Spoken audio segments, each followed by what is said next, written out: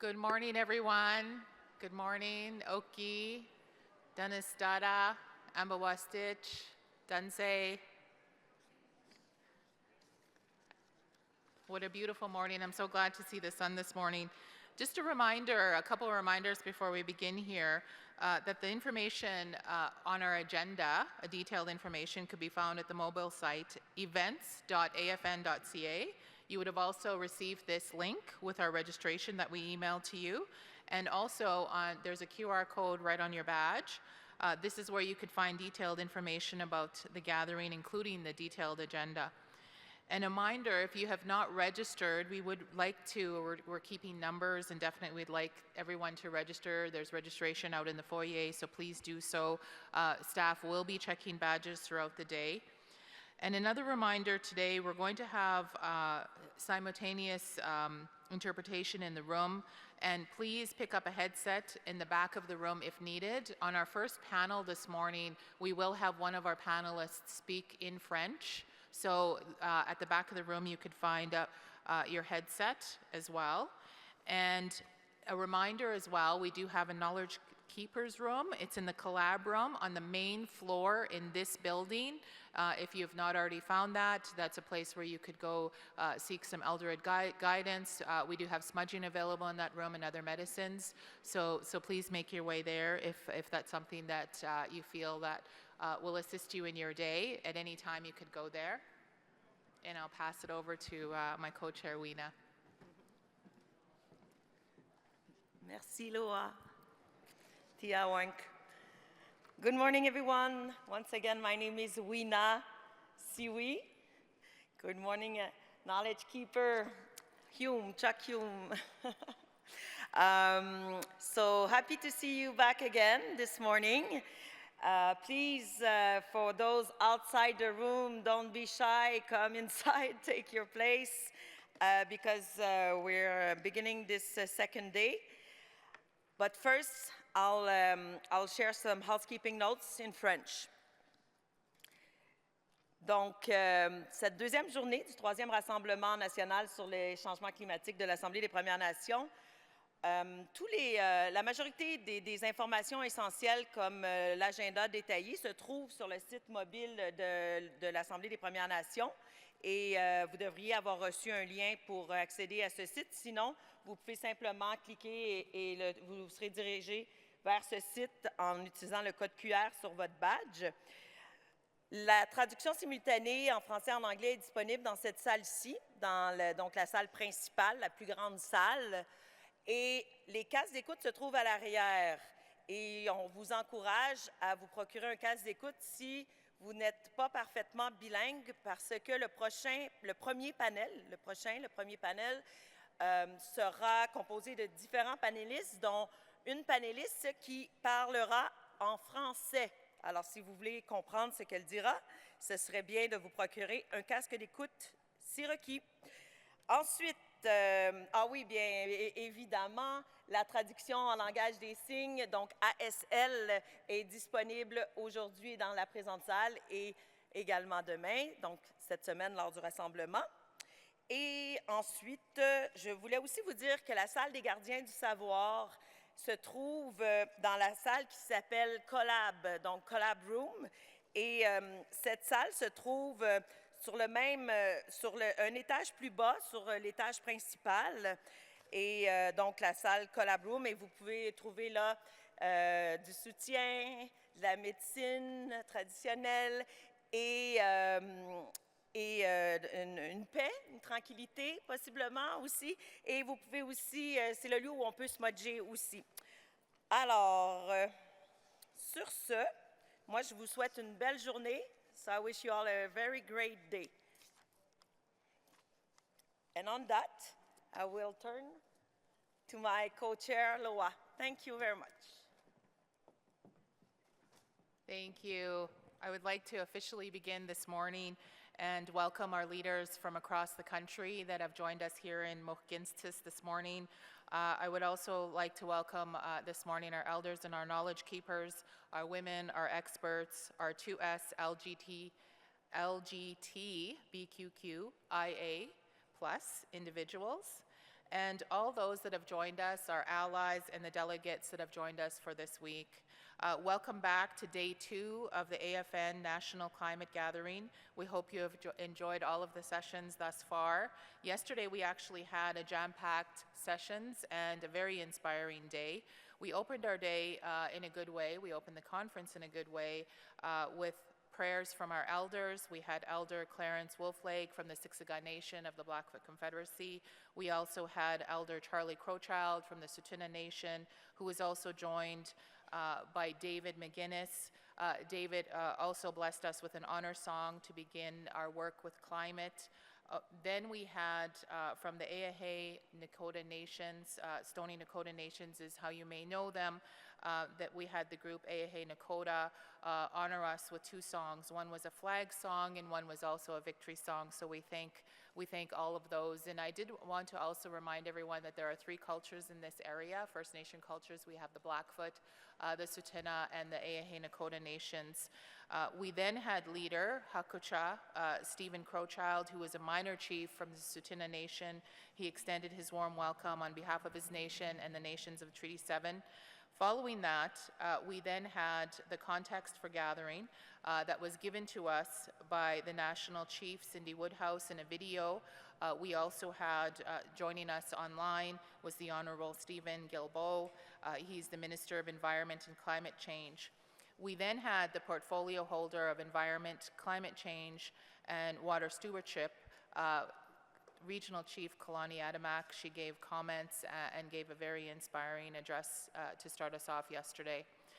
We then had our first panel in the morning, and this was an extremely reflective panel that we had. We had our Knowledge Keepers Circle.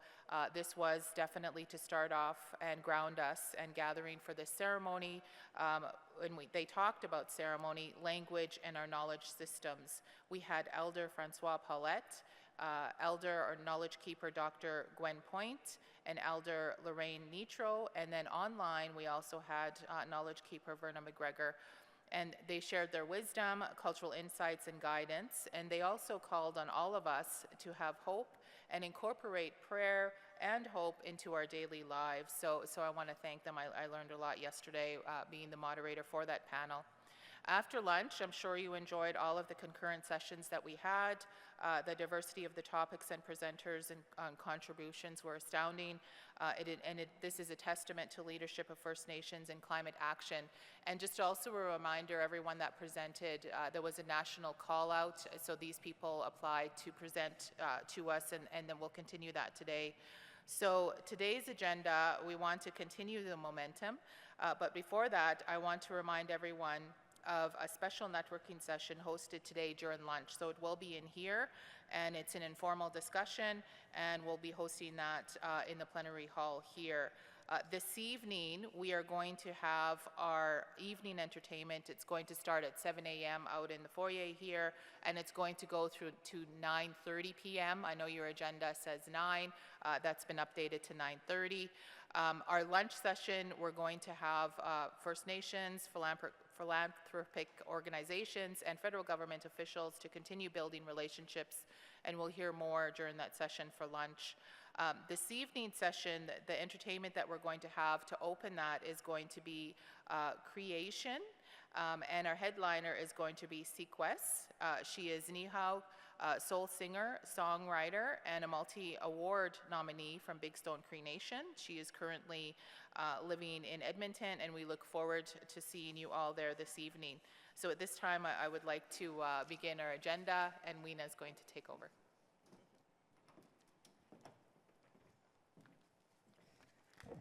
Tiawink, merci Loa for this great overview of yesterday's first day and tonight's event.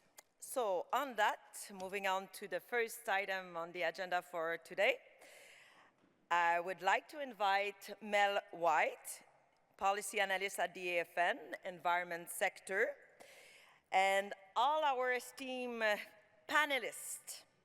This panel will be composed of 4 panelists: Brett Hewson, Marie-Philippe Ménard, Running Coyote, and From the Squamish Nation, Chairperson Kelsey Lem.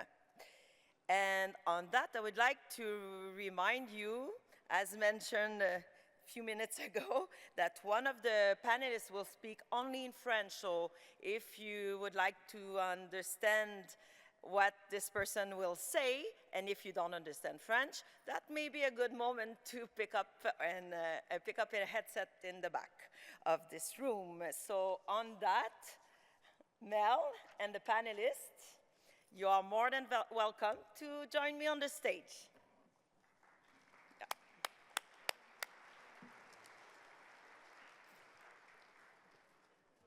Thank you. You want to speak here? Okay, perfect. Good morning. Good morning, hello. So, over to you, Mel. Mel has her own microphone, mobile microphone, so over to you.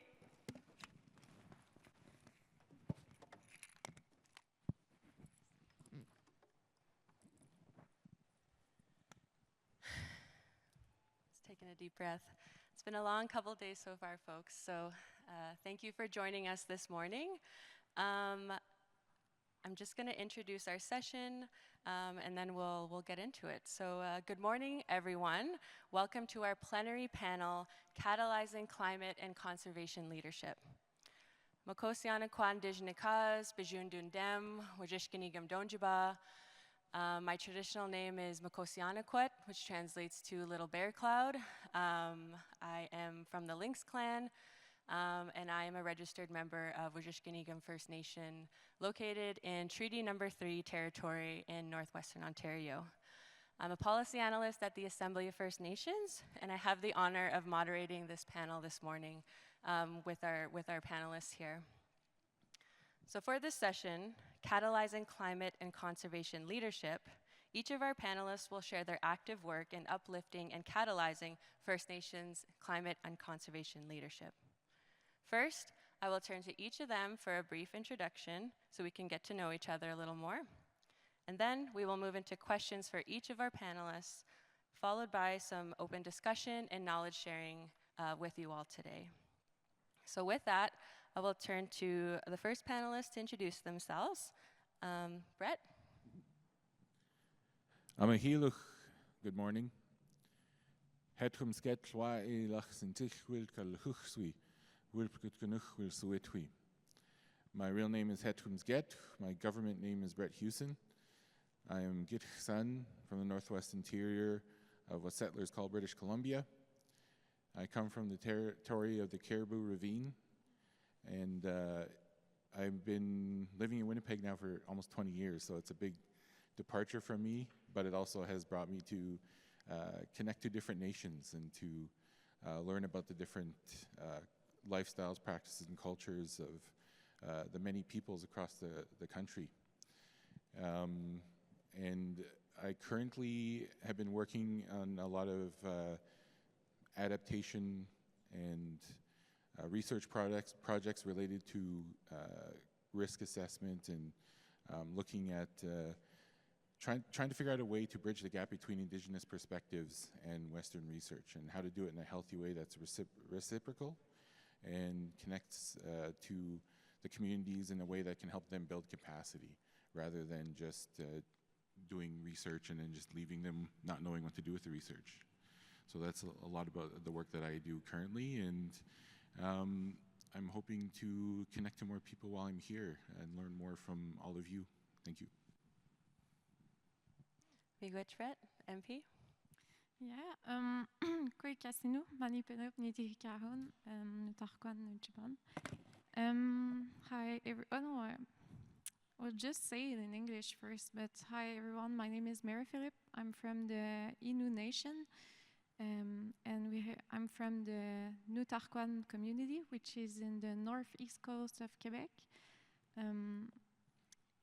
We have a unique situation in Quebec where we have a lot of Indigenous community that speak in French, and it's often really difficult for us to occupy this kind of space and to be there to connect with all of this beautiful movement. So I'm going to speak in French for the rest of the presentation. So if you don't have the headset, it would be a good idea to go grab it. Donc, Bonjour à tous. Vraiment heureuse d'être ici avec vous tous pour s'inspirer des meilleures pratiques environnementales. Je porte différents chapeaux. Tout d'abord, j'ai la chance de coordonner un programme au sein de l'Université Laval, le programme des gardiens du territoire. C'est un tout nouveau programme qui a débuté il y a 2 ans maintenant, donc on en est à la fin de la 2e cohorte. Un programme où on inclut autant les savoirs traditionnels autochtones que les savoirs occidentaux de monitoring environnemental et de surveillance. J'ai aussi la chance d'avoir été élue pour représenter la jeunesse autochtone du Québec et du Labrador au sein du réseau jeunesse du Québec et du Labrador il y a maintenant 2 ans. Par ce mandat-là, j'ai la chance de porter le dossier en environnement au Québec et aussi de faire partie du Conseil jeunesse de l'Assemblée des Premières Nations, où je porte aussi le dossier en environnement avec certains de mes collègues qui sont peut-être présents dans la salle. Nikita, je sais qu'elle était ici, une représentante du Yukon, donc je te salue. Et ça me permet d'assister à plein d'événements avec la fabuleuse équipe de l'Assemblée des Premières Nations en environnement. Voici pour ma présentation. Miigwech Champi. Go ahead, William. Okay. Kitsikana iksematsim urpua. Itami tauta panarksisiko. Iksuka biarkitoh urkana sarkita arkitei puyo sarkita otsta piitsis kistuna na ha omatsis kistuna ibata piitsin. Good afternoon, good morning, everyone. Nistuna ko kapit sumarka. In English, that's Running Coyote. I'm also known as William Singer III. And I just want to thank the organizers for inviting me to be on this panel. Thank you. So I'm a grassroots individual, so I do a lot of work outside of the system. So I'm an artist is my profession, but I'm also an educator. I teach preschool, 3 to 5-year-olds, and I teach at the Upokatsin Early Intervention Society. Upokatsin means all children, and so the work that I do with them is to introduce land-based, everything that comprises land-based, everything. And so that's the teachings that I do. But I'm also a member of the Kane Ecosystem Protection Association. And that's a grassroots group that's working in the lines of land reclamation, climate change. There's a lot of things that we discuss, even pretendianism. So I'm also operate Napi's Garden and Katuyas Seed Bank. Napi is our trickster, and Katuyas is our Blackfoot superhero. And so those two are what is basically the backbone of our knowledge, because these are the stories that we pass on and we share. So I do a lot of work in regards to land base, and so for myself, it's to educate our children, to teach them the true culture of the land, and to maintain that. Because one of the things that, if you were to take all of these things away, like these buildings right now, we'd be sitting on the ground. And whatever we're sitting around in our surroundings is what we would be learning. Because, from my approach, the best way to learn the land is outside, not inside a building. If you want to decolonize or anything like that, you do it outside. You can't do it in a building. And so that's my approach. So with the children, we have all our lessons outside, and they're just, they're really important, because one of the things that this is for is I guess their survival. And so thanks again for allowing me to come and share the stories that I'm working with in the projects, and to represent my community. Yeah. Chimigwich, William, and Chimigwich to all our panelists for their introductions.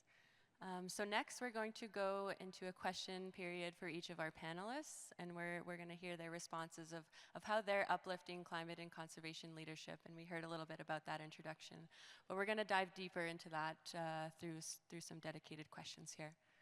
So first, I'll turn to Brett. Brett, you have launched an Indigenous-led research organization, Aluta Aluta. It's a Gitxsan word for to understand. Could you share why you gave your organization this name, and why First Nations representation is so important for this work and for climate action more broadly? Yeah, so aluta in my language means to understand. For me, a lot of my work, it's a lifelong journey for me. Everything that I know and I utilize in my day-to-day work is from our pedagogy. I learned from my grandmother, my grandfather, my elders. My Western education is actually in film and television production. I spent 11 years working with APTN because I always thought that I'd be doing the work through storytelling in that regard. But I kind of became jaded by the industry for myself. I didn't see my path going that way. So I ended up writing a series of books for children that focuses on teaching about the life cycles of animals as I was taught, but also paralleling that with the Western science perspective. So it's the series is called Mothers of Xsan. The first book I did was The Sockeye Mother, and it talked about the life cycle of salmon. So this kind of path started to build up, and then I was connected to Ian Morrow, who was with the Prairie Climate Center at the time. And he really kind of helped give me a platform to begin to take my work to a different level and to a different audience.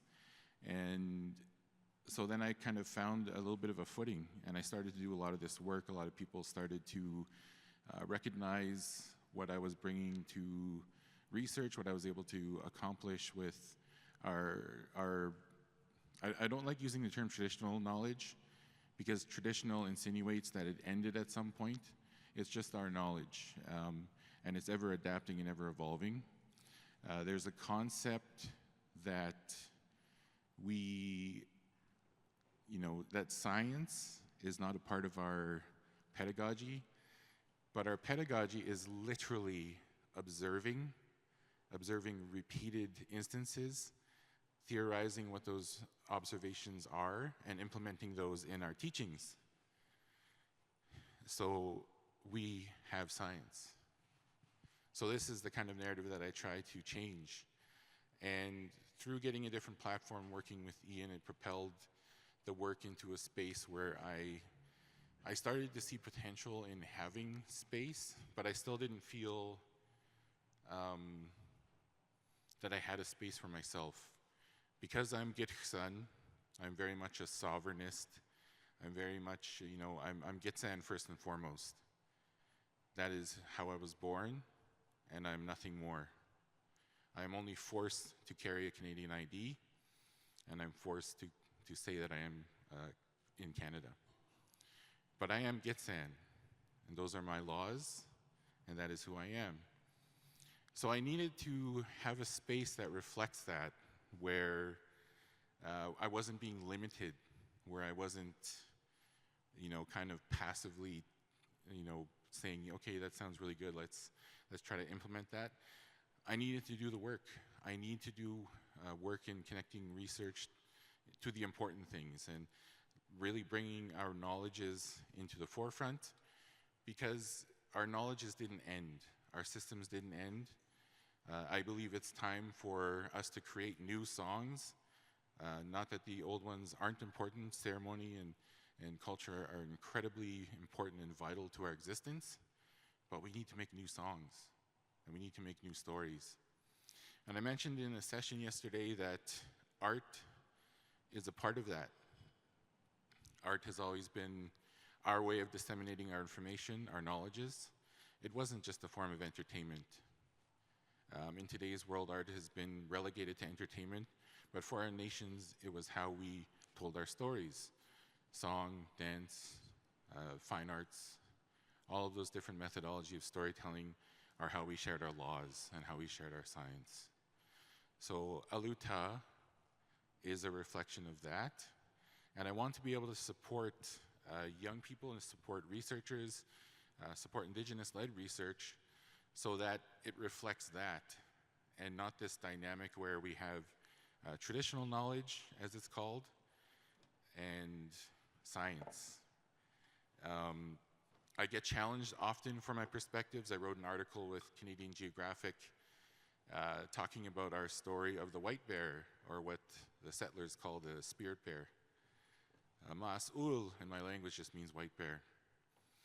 But that white bear told the story of our path through the glacial maximum, through the ice age. So we are connected through the last two glacial maximums. But a lot of men in particular in the Western research realm challenge those ideas. But I welcome that challenge because, you know, it doesn't bother me. If you're not being challenged, it means you're not doing something right.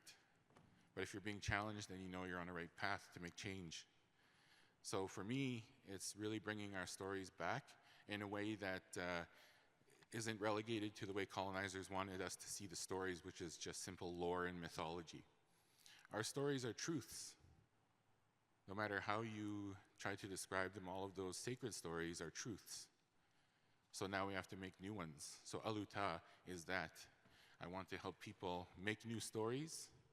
I want to help people bring their own knowledges forward and to do it in a way that contributes to this society, because this world needs our way of viewing it if we're ever going to survive the next 100 years. So I hope that that's what this will do for me.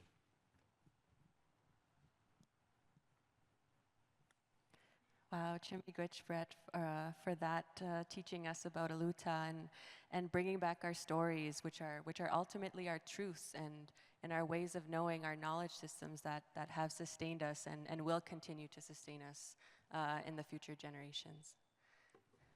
We're going to go next to Marie-Philippe with a question.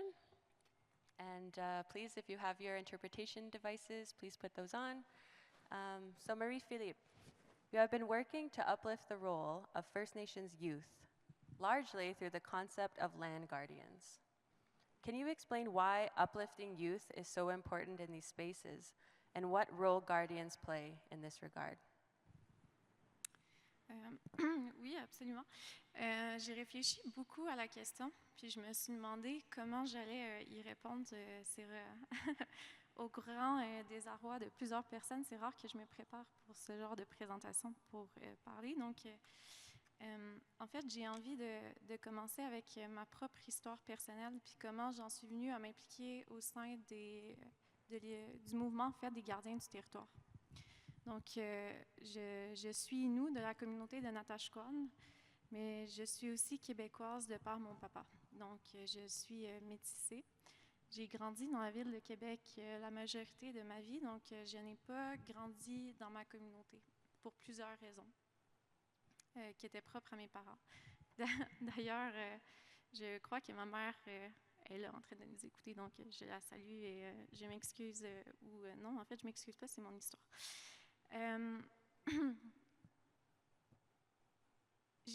Ça m'a pris du temps avant de comprendre ce que ça signifiait que d'être Première Nation, ce que ça signifiait que d'être Innu.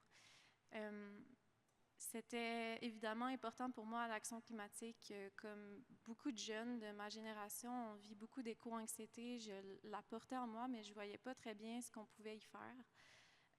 Puis ce changement-là s'est vraiment fait quand, malheureusement, j'ai perdu mon grand frère dans ma communauté. Dans des circonstances vraiment tragiques. Son nom était Marco Malek.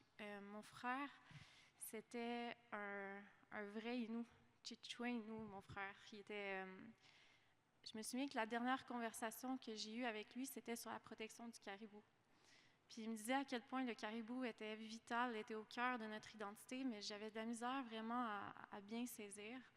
Puis quand finalement mon frère est décédé, puis que l'enquête qui en est suivie s'est mal passée, ben, pour moi, ça a comme été un choc parce que j'ai été en contact pour la première fois de ma vie avec le fameux racisme systémique que les Premières Nations vivaient et dont j'ai été protégée pour la majorité de ma vie. On sait quand il y a un drame qui se passe dans les communautés, souvent ça réveille d'autres blessures, puis ça a été assez violent dans ma communauté, la réaction face au drame dont ma famille faisait face. J'ai eu honte d'être Innu pour la 1000e fois et j'ai eu honte d'être québécoise aussi pour la première fois. À ce moment-là, mon identité s'est comme complètement brisée, puis je ne savais pas où j'en étais, j'étais tellement révoltée. Puis on dit que la vie fait bien les choses parce que je ne m'en souviens plus, mais je m'étais inscrite dans un programme de reconnexion au territoire jeunesse où on allait dans un territoire traditionnel Innu. J'ai décidé d'y aller finalement. Puis la grand-mère, l'aînée qui était présente avec nous, était la grand-mère de mon grand frère. Je vais toujours me rappeler des mots qu'elle me dit. Puis pour moi, aller en territoire avec une aînée, ça paraît anodin, mais c'était la première fois qu'on m'expliquait vraiment ce que ça signifiait que d'être Innu. C'est comme si la majorité de ma vie, pour moi, être Innu, c'était un peu toute l'expérience qu'il y avait dans la communauté, puis les violences, c'était les drames, c'était la tristesse, la douleur, puis ça s'arrêtait là. Mais quand j'étais en territoire, on m'a expliqué que non, finalement, ce que je pensais que c'était que d'être Innu, c'est juste les conséquences des actions d'un gouvernement violent qui a voulu nous assimiler. Puis que finalement, être Innu, c'était un autre système de valeurs, c'était des valeurs d'entraide, de générosité, de respect parmi tous, c'était une connexion spirituelle plus grande que nous. Puis je me suis vraiment, tout d'un coup, ça a comme vraiment fait plus de sens pour moi. J'ai décidé de porter cette vision-là un peu partout dans mon emploi que j'occupais à l'époque. Ça a été vraiment difficile de faire, ça a été difficile de faire passer ces valeurs-là dans l'organisation dans laquelle j'occupais. Mais j'ai quand même porté ces réflexions-là avec moi, ces nouvelles valeurs-là. Je me souviens que l'aînée Anne-Marie André nous avait dit aux jeunes qui étaient présents que c'était pas pour rien qu'on était là et que c'était le Tewegan qui nous avait apporté ici pour qu'on puisse maintenant porter cette mission-là dans toutes les occupations qu'on occupait. Le Tewegan, pour les Inuits, c'est notre tambour sacré. C'est ce qui nous permet de nous connecter aux vibrations de la terre-mère. C'est ce qui nous permet de voir un peu dans le futur. C'est ce qui nous permet de guider notre peuple. Donc, ça a été un message très fort que j'ai porté partout. Malheureusement, j'ai vu que c'était difficile de changer les manières de faire dans les organisations bien implémentées. Je me suis confrontée à des perspectives un peu... on parle beaucoup de décolonisation. C'est pas facile la décolonisation. C'est pas facile de changer les protocoles, les manières de faire dans les organisations, même dans nos organisations autochtones. J'ai vu qu'à l'Université Laval, il y avait une nouvelle formation qui s'était créée, celle des gardiens du territoire. Donc, j'ai décidé de m'inscrire, puis c'était la première fois où, dans un programme de formation, je rencontrais d'autres personnes des Premières Nations qui portaient les mêmes valeurs que moi, puis qui désiraient qui visaient en fait le même objectif de se reconnecter et de protéger notre territoire. Ça a été, pour moi, une source infinie de guérison. Pour la première fois de ma vie, j'étais en contact avec le territoire, avec des gens qui étaient aussi en processus de reconnexion. Puis on parle de reconnexion, ça peut être une reconnexion spirituelle, ça peut être une reconnexion identitaire, ça peut être une reconnexion aux valeurs. Puis c'est un peu tout ça qu'on vivait, puis on le vit ensemble, ce qui fait que la guérison en est juste décuplée quand on la vit tout le monde ensemble. C'est là que j'ai compris que finalement, gardien du territoire, c'est plus que juste une perspective limitée d'être agent de la faune. Gardien du territoire, c'est très simplement la réappropriation de notre responsabilité inhérente à nous en tant que Première Nation de prendre soin du territoire. C'est ce qu'on nous a enlevé. Ma mère et mes parents ont décidé de m'élever en ville pour me protéger de ce qui se passait dans la communauté. Maintenant, je le comprends. Puis, je trouve que pour moi, gardien du territoire, ça a été un espace vraiment sécuritaire où aller rechercher la connexion que malheureusement, je n'ai pas eue avec les aînés. J'aurais aimé, moi aussi, être une fière Innu, puis être en territoire avec les aînés, puis de l'apprendre dès mon plus jeune âge. Malheureusement, je ne l'ai pas vécu. Mais ça a été vraiment puissant. Ensuite, on m'a proposé, j'ai décidé de porter cette fougue-là un peu partout, puis de m'impliquer, puis de faire changer les choses auprès des chefs. Donc, maintenant, je travaille vraiment fort à inclure la perspective jeunesse. On pense souvent à tort que les jeunes, on est difficile à mobiliser et qu'on s'intéresse à pas grand-chose, mais moi, ce que je vois actuellement, c'est totalement l'inverse. Malheureusement, les jeunes, on a perdu notre rôle au sein de nos communautés. On ne sait plus trop où se mettre, puis on ne sait pas comment s'impliquer, mais on la vit tous un peu, cette déconnexion-là, puis on a tous cette envie-là de faire partie de quelque chose de plus grand que soi, puis de faire partie du cercle.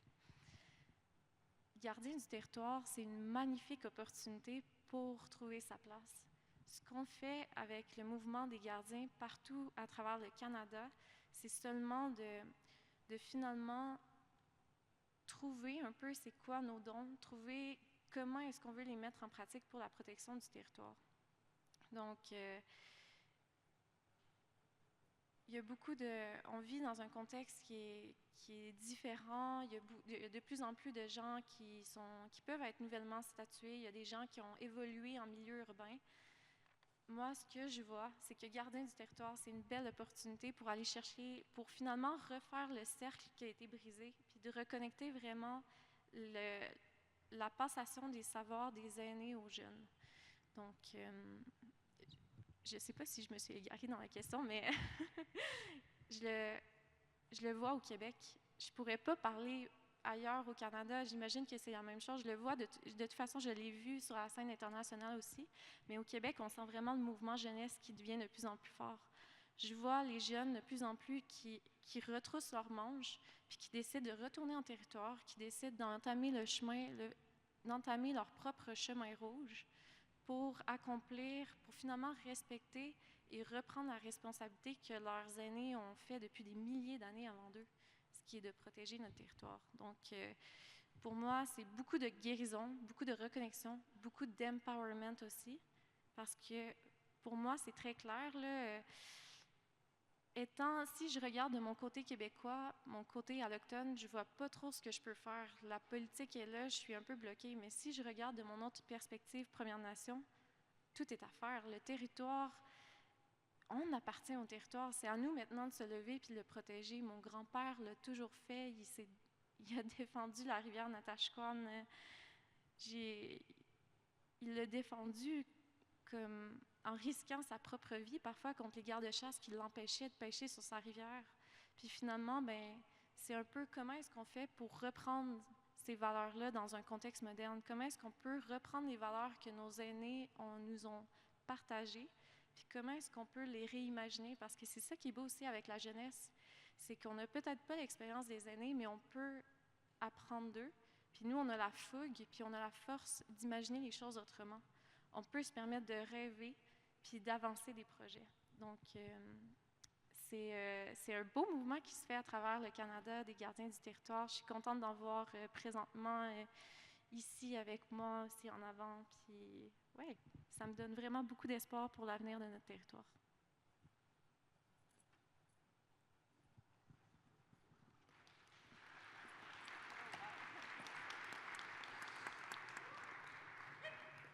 Chimigwech, MP, and Messi, for your words there. Really connecting to who we are as people, and connecting to each other, and uplifting our youth. So thank you so much, Marie, for sharing that. We're going to go to our next panelists with a question.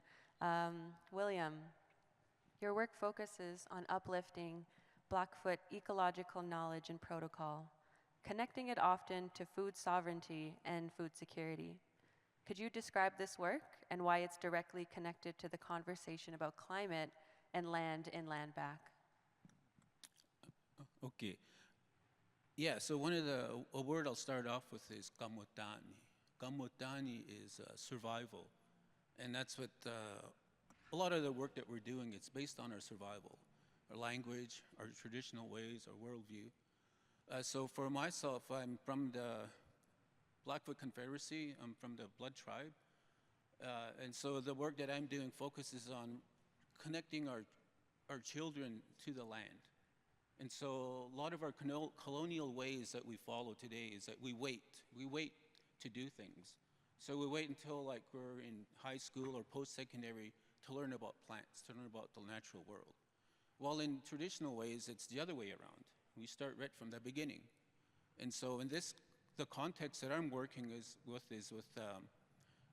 so one of the things that got me into this work was the word kamotani, is to survive. But one of the plants that was disappearing and is still on a decline is sipatsumo, or sweetgrass.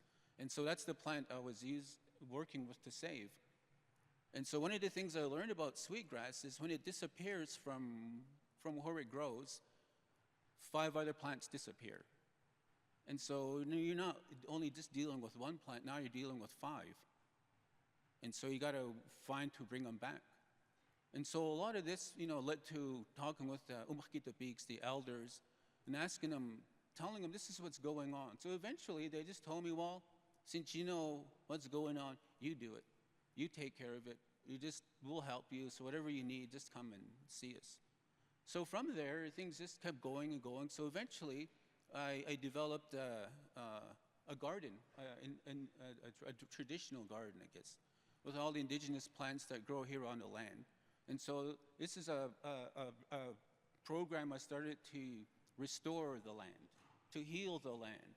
Because the other thing, too, about this is I'm not well, I'm healing as well.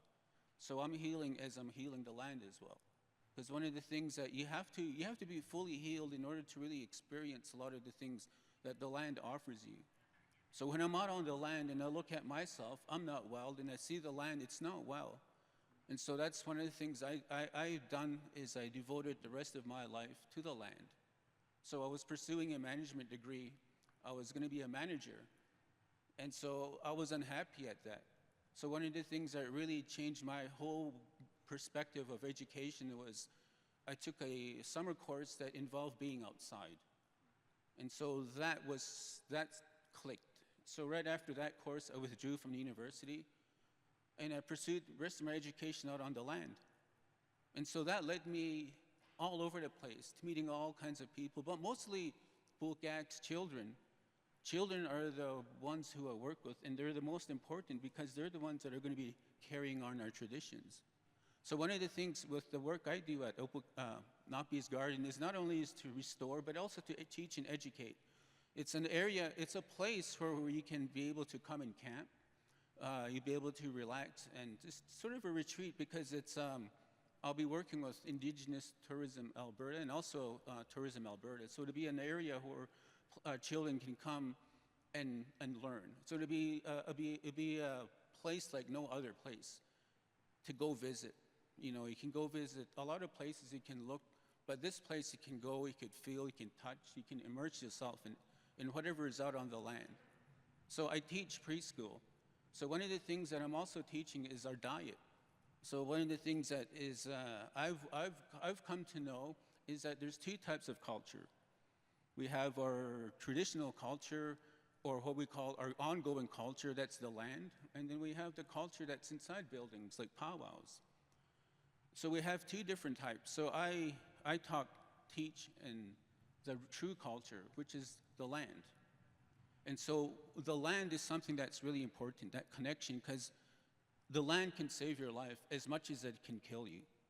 And so this is what I teach the children, because it's also to teach them to take the native seed that's out there and plant it, grow that plant and eat it. In the old days, our people ate from the land. Nobody had heart disease, nobody had cancers, nobody had any of these diseases, diabetes, because it was our traditional food. So our true culture has a traditional food, but the other culture doesn't. The other culture tends to have foods that really harm your body. And so teaching the kids the difference between that, like the true culture. So the kids are beginning to eat these plants, eat all of these things that I show them. So my goal, my hope, is that they'll be the first generation in my community that don't have to deal with diabetes, heart disease, cancers, all of these things that plague our people. And that's where we go back to the word gamutani.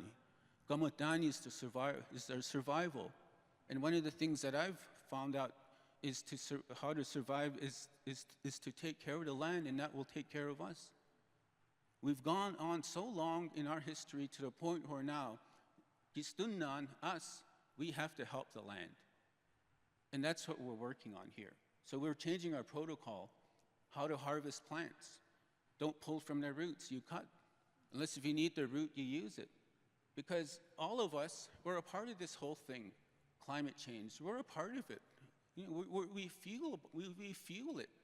And this is something that's really interesting to you, because when you want to explain what climate change is to children, and especially to elders, like how do you really explain that and say all of this is happening is this, well, because of us.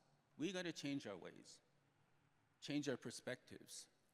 And so one of the things that I teach is one of the things with the Blackfoot people and the tribes that surrounded the Blackfoot people.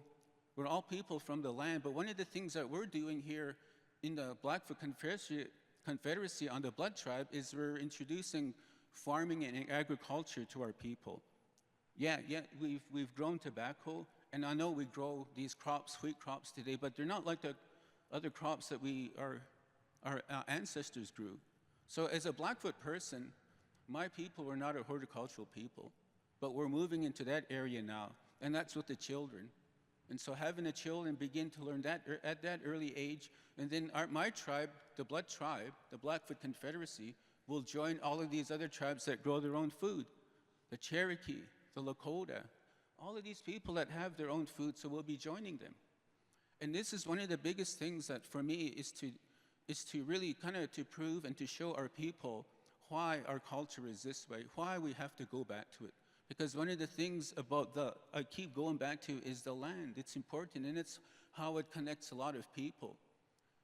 But the other thing about that is the educational aspect of the land, how we can help it. And so all of these things I'm talking about is all because of climate change. I'm running a garden where I have no running water. I have to have my water hauled in. And so these are things that we have to really think about because we live in a time of drought. It's not going to stop. And everything that we do, like some of us, we have lawns. That's a really wasteful piece of land, a total waste of land. Because you're growing something that nothing can eat from. Nothing lives on a lawn. If you grow that lawn, if you get rid of it and grow traditional plants, native plants, you have a lawn that has a benefit and a purpose, and looks no different to the land that's outside your town or whatever. And that's the other thing I'm working on, is to introduce all of these plants back into my community. These things that are starting to be lost and getting that reconnection. And so for myself, I'm not connected to anybody. I'm a grassroots individual. And so what I saw that needed to be done, I just went and did it. I didn't really have to go to my leadership and tell them, hey, this is what's happening. I just went and did it. Because in this way, I always believe that the people have the true power. And so in this case, moving my community into another era, and hopefully other communities will join, because the thing about it is when you go back to the land and you start practicing and make that connection, you'll feel a lot better. So for myself, about 10 years ago, I didn't look like this. I was seriously ill. And I decided this one day, I'm going to just quit taking this medication, so I stopped. And I started to use traditional medicine. So, I feel a lot better today. I'm actually going to have a little chance to live longer because practicing our ways. So when we talk about a struggle, about our life, it's not really that. It's just a way of life. And when you go back to the land, it brings you that peace, brings you that connection to that land, because when you eat something from it, like that's a really pure connection you can make. And so this is what I'm teaching the kids all the plants that grow out there, the required knowledge that needs to be known, everything from their language, sign language, so they're immersed in everything. So that's what Napi's Garden does. Outside from the school that I work at, my house is a classroom. So if you're to come to my house, there'll be no TV or music on, we'll just be learning. And that's how things are. And so there's a lot of things that, we need to change. It's hard, especially in the times like this, and especially with climate change. We have to really change the way we do things now. And so with my community, I'll end off with this. We're moving into a new era. And I hope that era we move into is prosperous and it continues. Because that's the only way we would save ourselves. And in those words of our elders, kamotani, it's to save ourselves. Because I'm not only speaking about myself, I'm speaking about everybody in here. We all have the same type of issues. And so knowing how we work together and how it's important to reclaim the land. And so I get a lot of things, people, talk to me about like the land back. Well, one of the things about that is when you actually do the land, that's what you call land back work. But the other problem that we're facing is plants. So all of these plants that grew on the reserve, they're not there anymore. So we have to go elsewhere. So we're looking at the Nature Conservancy of Canada to open these lands that are just sitting there, have all these medicinal plants, to have the communities have access to them. And so there's a lot of things that, with climate change, I can't speak about everything that I'm doing, but all I can say is that we have that opportunity to make that change, to change our behaviors. Because one of the things that we are, Kistundan, all of us, we're people from the land. And that's something that, we should really value, like right up there. Because that's what brought us here, and that's what sustains us. And for me, there's nothing else. For me, it's just the land. And so, thank you very much. And there's so much to talk about, but this is all I'll talk about today. Yeah, thank you.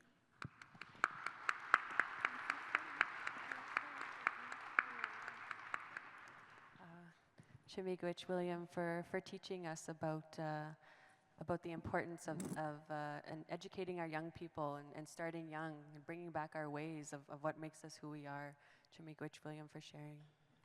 I'm going to turn to our panelists that just joined us on the stage. Chairperson Kasalem, we're going to have Kasalem introduce themselves, and then we'll move into a prompted question for Kasalem. Go ahead, Kasalem. Thank you. Thank you, everyone. My apologies for being a little bit behind. Had travel plans change, but I appreciate everybody being here and the opportunity to come and speak with each and every one of you. For those who don't know me, my name is Khal Salem. I'm the elected chairperson for the Squamish Nation Council, a role I've been in for the last 3 years, and then I've been on the council for 7. We don't have an elected chief in our governance system, but we do have a chairperson and 2 spokespersons. So I previously served as one of the spokespersons and now serve as chair. But one of the projects that, and then I think that's the introduction. Now the question. All right. Kasalem, you have been a champion for Squamish-led solutions to the climate crisis. Can you share more about the Squamish Nation Climate Legacy Strategy? And are there specific examples as well that you can speak to and draw on? Yes. So 3 years ago, I wrote a resolution that I brought to council that called for the Squamish Nation Council to declare a climate emergency and to acknowledge that the greenhouse gas pollution that was affecting our climate on a global level constitutes an emergency or a crisis, that it requires, based off of the IPCC report, requires us to cut emissions by 50% by 2030 and then to be carbon neutral by 2050, and to focus on efforts to reduce carbon emissions throughout the world, but in a particular way, how can Squamish territory contribute to that global effort? And one of the other actions that we took as a part of that resolution was we called for our staff to work with our community and our leadership and our staff to develop a climate strategy, or a climate action strategy, which eventually got rebranded as a climate legacy strategy. And this came about from deep engagement with the community around the types of initiatives that they would like to see. And it involved doing a lot of detailed sort of analysis and research and information gathering. So for example, so actually I'll speak to what we ultimately structured our strategy around was 2 areas of focus. One is, where does the Squamish Nation have full jurisdiction or full control to influence climate decisions? So for example, if we are building buildings in our community, what are the building code standards that we are putting in place that we have full control over? And so an example of that we have done is we're leading the development of a 6,100 unit rental apartment development in downtown Vancouver on reserve land in Vancouver. It's going to generate, there'll be a population of about 9,000 to 10,000 people living there. It's estimated to generate about $15 to $18 billion in revenue for my nation over 99 years. And it'll include a bunch of affordable housing for the general public, as well as some that are set aside for my community members. But one of the things that we did in the project is that utilizing the infrastructure from a Metro Vancouver sewage line that actually runs through the reserve. It bisects the reserve. We partnered with this company called Creative Energy, which utilizes other infrastructure to generate power. And so we're building a district energy plant on site right on top of this sewage line. And then we're going to capture the heat, the excess heat that comes off the sewage line. And it's going to provide about 40, I think it's 40 or 44 megawatts of power for the 6,000 apartments, which means that all of the energy that is needed for this development is actually going to come directly from this district energy system, which means that the entire development will be carbon neutral. It won't be taking electricity from anywhere else. It'll be happening right on site, and there's enough power coming off of this plant to then power the 6,000 apartments. So it's the first sort of carbon neutral development of that scale, and this is something that the Squamish Nation decided to do because the opportunity was there, but also something that we wanted to implement because we had the ability to do so. The second half of our strategy is focused on the sphere of influence. So where can the Squamish Nation use its power to influence industry and other governments to enact policies and programs that also contribute to a reduction in greenhouse gas emissions? So there's places, for example, within our territory, we have a significant number of development that happens by crown corporations and industry, and it's everything from natural gas pipelines to highway upgrades to different kinds of developments that might happen. Every single one of those developments requires the Squamish Nation's approval through a consent-based decision-making process. And so when industry or government is wanting to engage with us, they have to start at our regulatory process, which is we review their application, we charge them a capacity funding fee based off of the size of the project that they're proposing. That gives our staff and our team from heritage, environment, culture, archaeology, et cetera, to review their application and then provide feedback on changes we need to see in the project in order for it to not impact our rights and our title. Through that process, we're going to use the leverage that we have with government industry to then also demand and force policies and programs within the projects that affect the reduction of greenhouse gas emissions and carbon emissions to make sure that the projects that are happening or the developments that are happening are using the most effective climate action tools that are available within that project. So whether that's electrification or whether that's different building codes that might be applied or contributions to natural habitat restoration, things like that. The strategy itself also includes a number of other ideas that came from the community around, for example, restoring natural tree canopy within the community that's largely been logged. It includes a number of initiatives to promote climate initiatives within the community to retrofit buildings so that they are more energy efficient or use less energy or more efficient energy. And then also to make investments with our cash reserves, our investment strategies to also prioritize climate action and climate industries as opposed to fossil fuel or oil and gas. And to that end, we've also taken a stance with regard to other senior levels of government because we're taking a strong stance against oil and gas development that contributes to the climate crisis. We also have lobbied other governments against the use of climate-focused tax credits or benefits towards oil and gas companies, that those need to be focused on renewable energy and climate action, not just propping up these sort of dinosaur oil and gas industries that have been polluting our planet for so long. So the context too, though, is that the strategy was just approved in August. So it's only been 2 months since we've actually had it. And so there's a lot of work that's now happening on the implementation, but it will be made public in a couple of weeks. We're doing a community celebration to launch and announce the full plan and have all of the visuals and everything created for the community. But once it's available, I do encourage and welcome anybody who wants to review it. It's one of the, in my opinion, it's one of it's a very, very impactful climate strategy that really brings together our Indigenous ways of being with all of the climate science that we have available to us to make something that is really speaking from, in our perspective, a very Squamish or Squamish perspective on climate action. And we hope that it becomes an inspiration for other First Nations that are also wanting to take on climate action in this way too. So.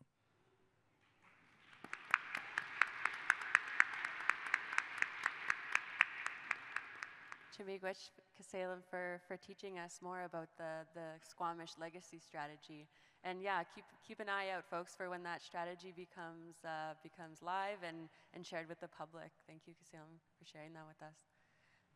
So in our panel here, we've heard a lot about strategies, creating spaces for our people, and bringing back our ways of knowing. The world has changed a lot for us past couple hundred years. But how can we move forward? How can we keep bringing our ways? And these folks up here are catalyzing that for us, catalyzing that conservation and climate leadership, creating spaces for our people. So I just want to say chimigwich to all of them. We're going to go with a final question, into a final question for our panelists here. So I'll read that out now.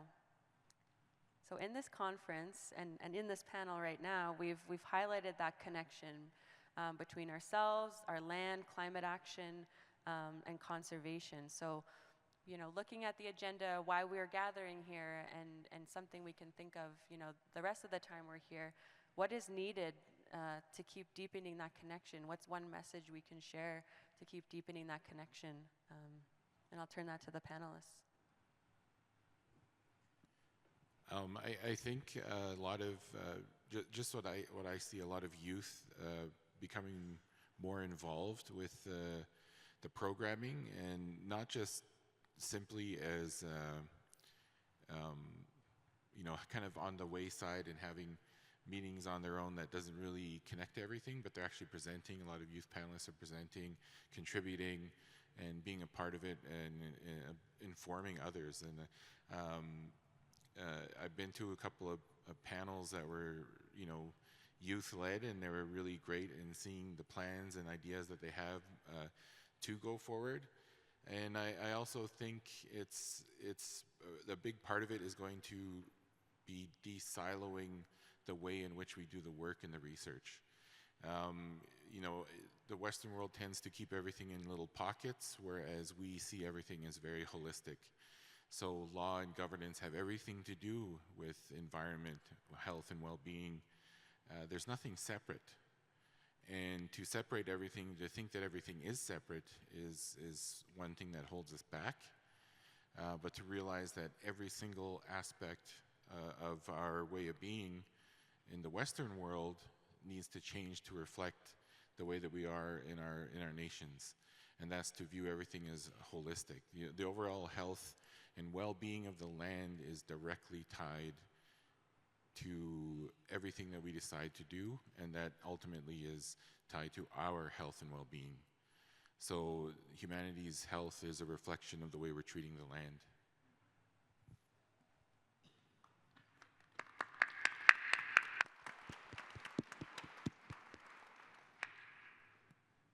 Would any of our other panelists? Yep, Kasale? It's a really good question, and I think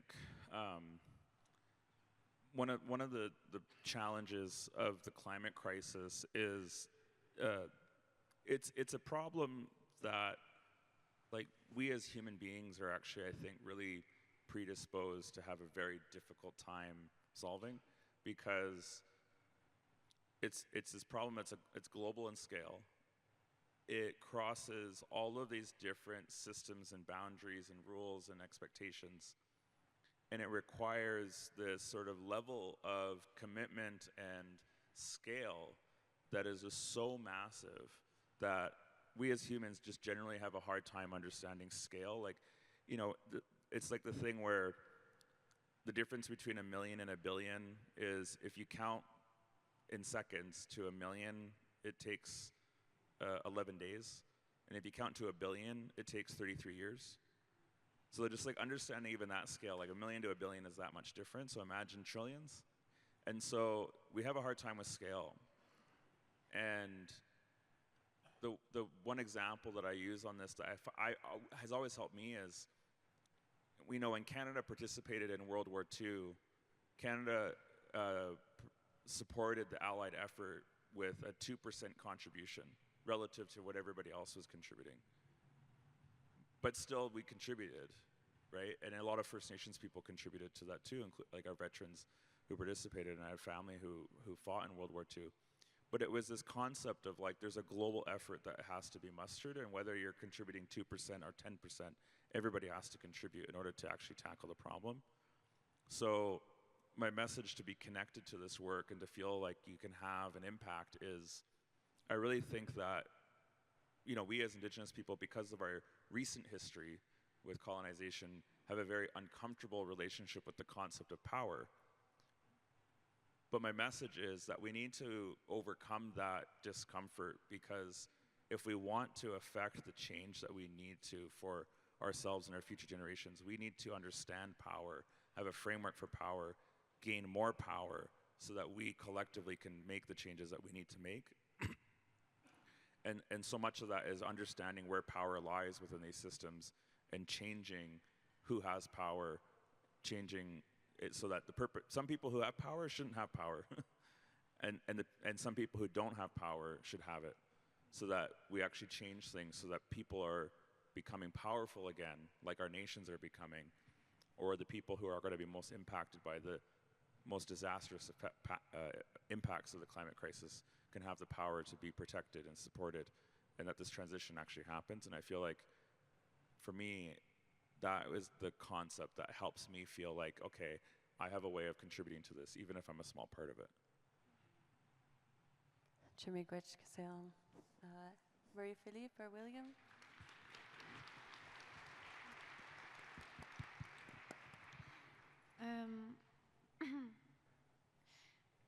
Quand on parle de changement climatique, il y a toujours l'histoire de mon arrière-grand-père qui me revient, qui était un joueur de Tehuelcan, puis il a vu ce qui allait se passer dans l'avenir, puis il a raconté ces histoires-là à ma mère quand elle était petite, ce qu'elle m'a raconté. Puis mon arrière-grand-père, Pierre Toby, a vu que dans le futur, la Terre allait être sale, puis qu'il allait avoir des couches de déchets, puis la terre, puis des déchets, puis que pour se nettoyer, la terre allait apporter des vents, puis elle allait apporter l'eau. Puis il a vu qu'il allait avoir des gens qui allaient se lever, puis qui allaient finalement protéger puis nettoyer la terre. Puis c'est un peu catastrophique, là. J'ai grandi en espérant que ce soit des histoires qui allaient se passer dans un futur, dans des centaines d'années, puis maintenant, je me rends compte que finalement, c'est maintenant que la Terre commence à se nettoyer. Puis je me rends compte que les gens qui allaient se lever, puis vraiment protéger, puis nettoyer la Terre, ça allait être les Premières Nations, ceux-là qui allaient encore avoir les enseignements originels, un peu comme ce que tu disais, William, dans ta présentation. Pour moi, l'action climatique, c'est tout simple, c'est comment se réapproprier cette responsabilité-là, comment vraiment être Première Nation puis protéger ce que nos grands-parents ont protégé depuis des milliers d'années avant nous. Donc, on vit dans un contexte qui n'est pas facile, on vit dans un contexte qui est souvent lourd, qui amène beaucoup de peur, puis la peur, ça empêche de faire des rêves.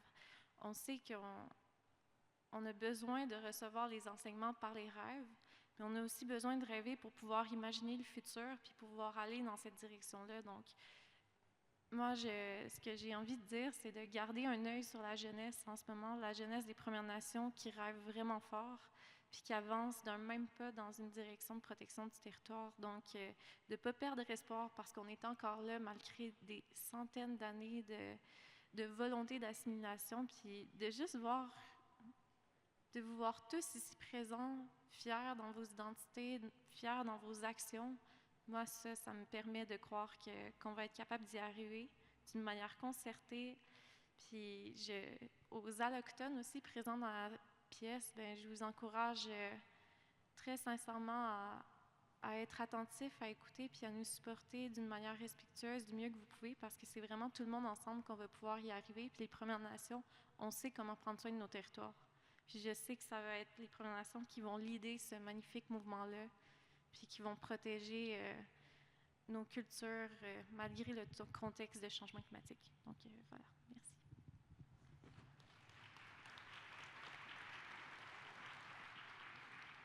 William?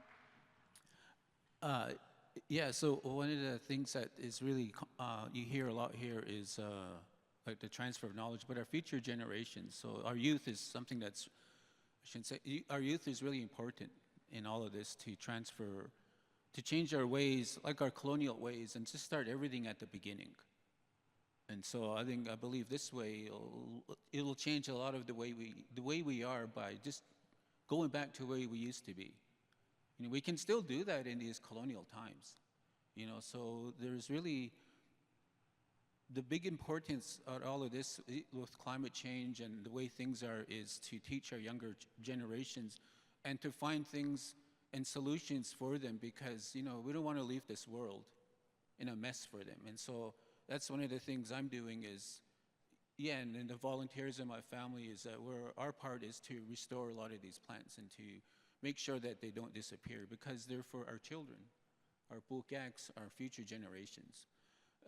And so aside from that, you know, it's, you know, for transfer knowledge, that's it. That's who we work for. That's who we live for is our children. And so that's just something to think about. You know, you don't wait until like you're 12 or 13 or want to go into post-secondary and learn about whatever. Learn about it now. Teach your kids right now. Because that's, the better you teach them earlier, the more they'll prosper, they'll know everything. Because the thing about this is if you teach them the traditional ways before they go into school, they'll know their identity right from off the bat. Instead of going to school and they'll learn about the Big Dipper and how it relates to colonial, but it tells us a different story. Even our foods, even a lot of these things. And so that's one of the things, you know, it's important to start decolonizing our kids, because there's nothing wrong with that. And because I do a lot of research, I'll end with this. So I did some research in regards to a lot of my community's health, and I came across a report from the Indian Affairs. This is back in early the 1900s. And so on the reserve I come from, Blood Reserve, one of the missionaries there, the priests, wrote to the government and said, the community here are not prospering. They're all stuck in their ways. And so that type of mentality the government calls backsliding. So anyone that goes back to their ways or traditional ways or whatever, the government calls it backsliding. And it's such a derogatory term because, you know, for us, it's pure. But in other people's eyes, it's something different. But the thing we have is it's stronger than any other knowledge system. The knowledge system we have, it's not written, but it's in here. We can do a lot with it. And that's our power. And that's what is, you know, we have to give to our children, leave them behind this knowledge. Again, thank you. Wow. Yeah, let's have a round of applause here for our 4 panelists sharing their amazing work on climate leadership and conservation. We've come to the end of our panel. Sorry about that.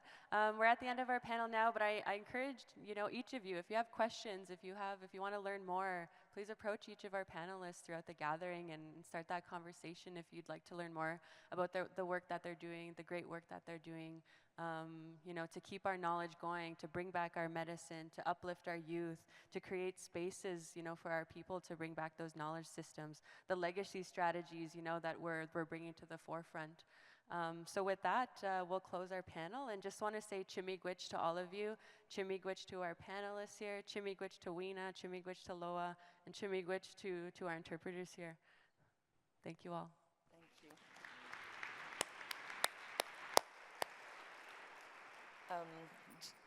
Just a quick moment. I think Mel has something for you. We would like to ask if you can please accept this a small token of our appreciation with gifts donated from Hilberg and Burke, Canadian and women-owned jewelry company here in Calgary. And on that. Thank you so much, Moderator Mel, and our panelists, William, Anne-Marie, Brett, and Kelzelem, for your sharing your time. Thank you so much. We could have listened to you for a long, long time. I'm sure this reflects the feeling of the room here. So, yeah, we knew before, but you emphasized the crucial importance of the land and its precious resources, and especially the intimate and fundamental link between the land and our true culture, and also the importance of the land for passing on our culture to our youth. So land really makes us who we are. It's in our DNA, and I think we all feel it here, and we're very thankful for you, for your sharing about that. Merci beaucoup.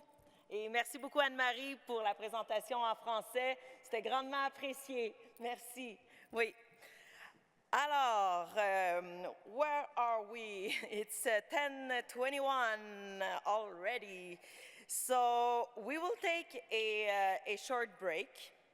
And as mentioned yesterday, all our morning breaks this week will take place in Exhibition Hall D, just next door. And this is the trade show room. So while you're there, please visit our exhibitors and craft vendors. And also, remember to get your name tag signed by the exhibitors for a chance to win a prize tomorrow. We'll see you back here in the room at 10:40. Please be there at 10:40. And because we have our next panel entitled Sharing Examples of First Nations Climate and Conservation Solutions. So on that, have a nice health break. I would like to invite our panelists up to the stage, please. Welcome back, everyone, from break. We hope that you had a good break. Our next panel is sharing of examples of First Nations climate and conservation solutions. And so at this time, I would like to welcome Jana Whale. She will be our moderator. She is an Indigenous Research and Partnership Lead with the Pacific Institute of Climate Solutions. She will be the moderator for our panelists. And we have Melina Labocane Massimo, Jocelyn Joe Strack, and Shelley Cardinal. We also have Regional Chief Andrea Paul from Nova Scotia Assembly of First Nations. So please welcome our panelists.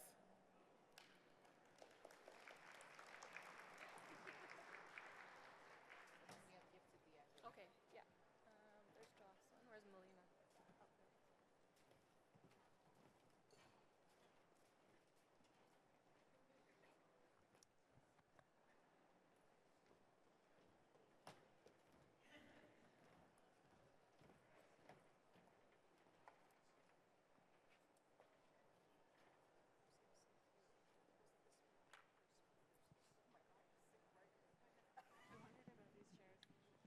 So, good morning, everyone. While our panelists are getting settled, we're going to get started.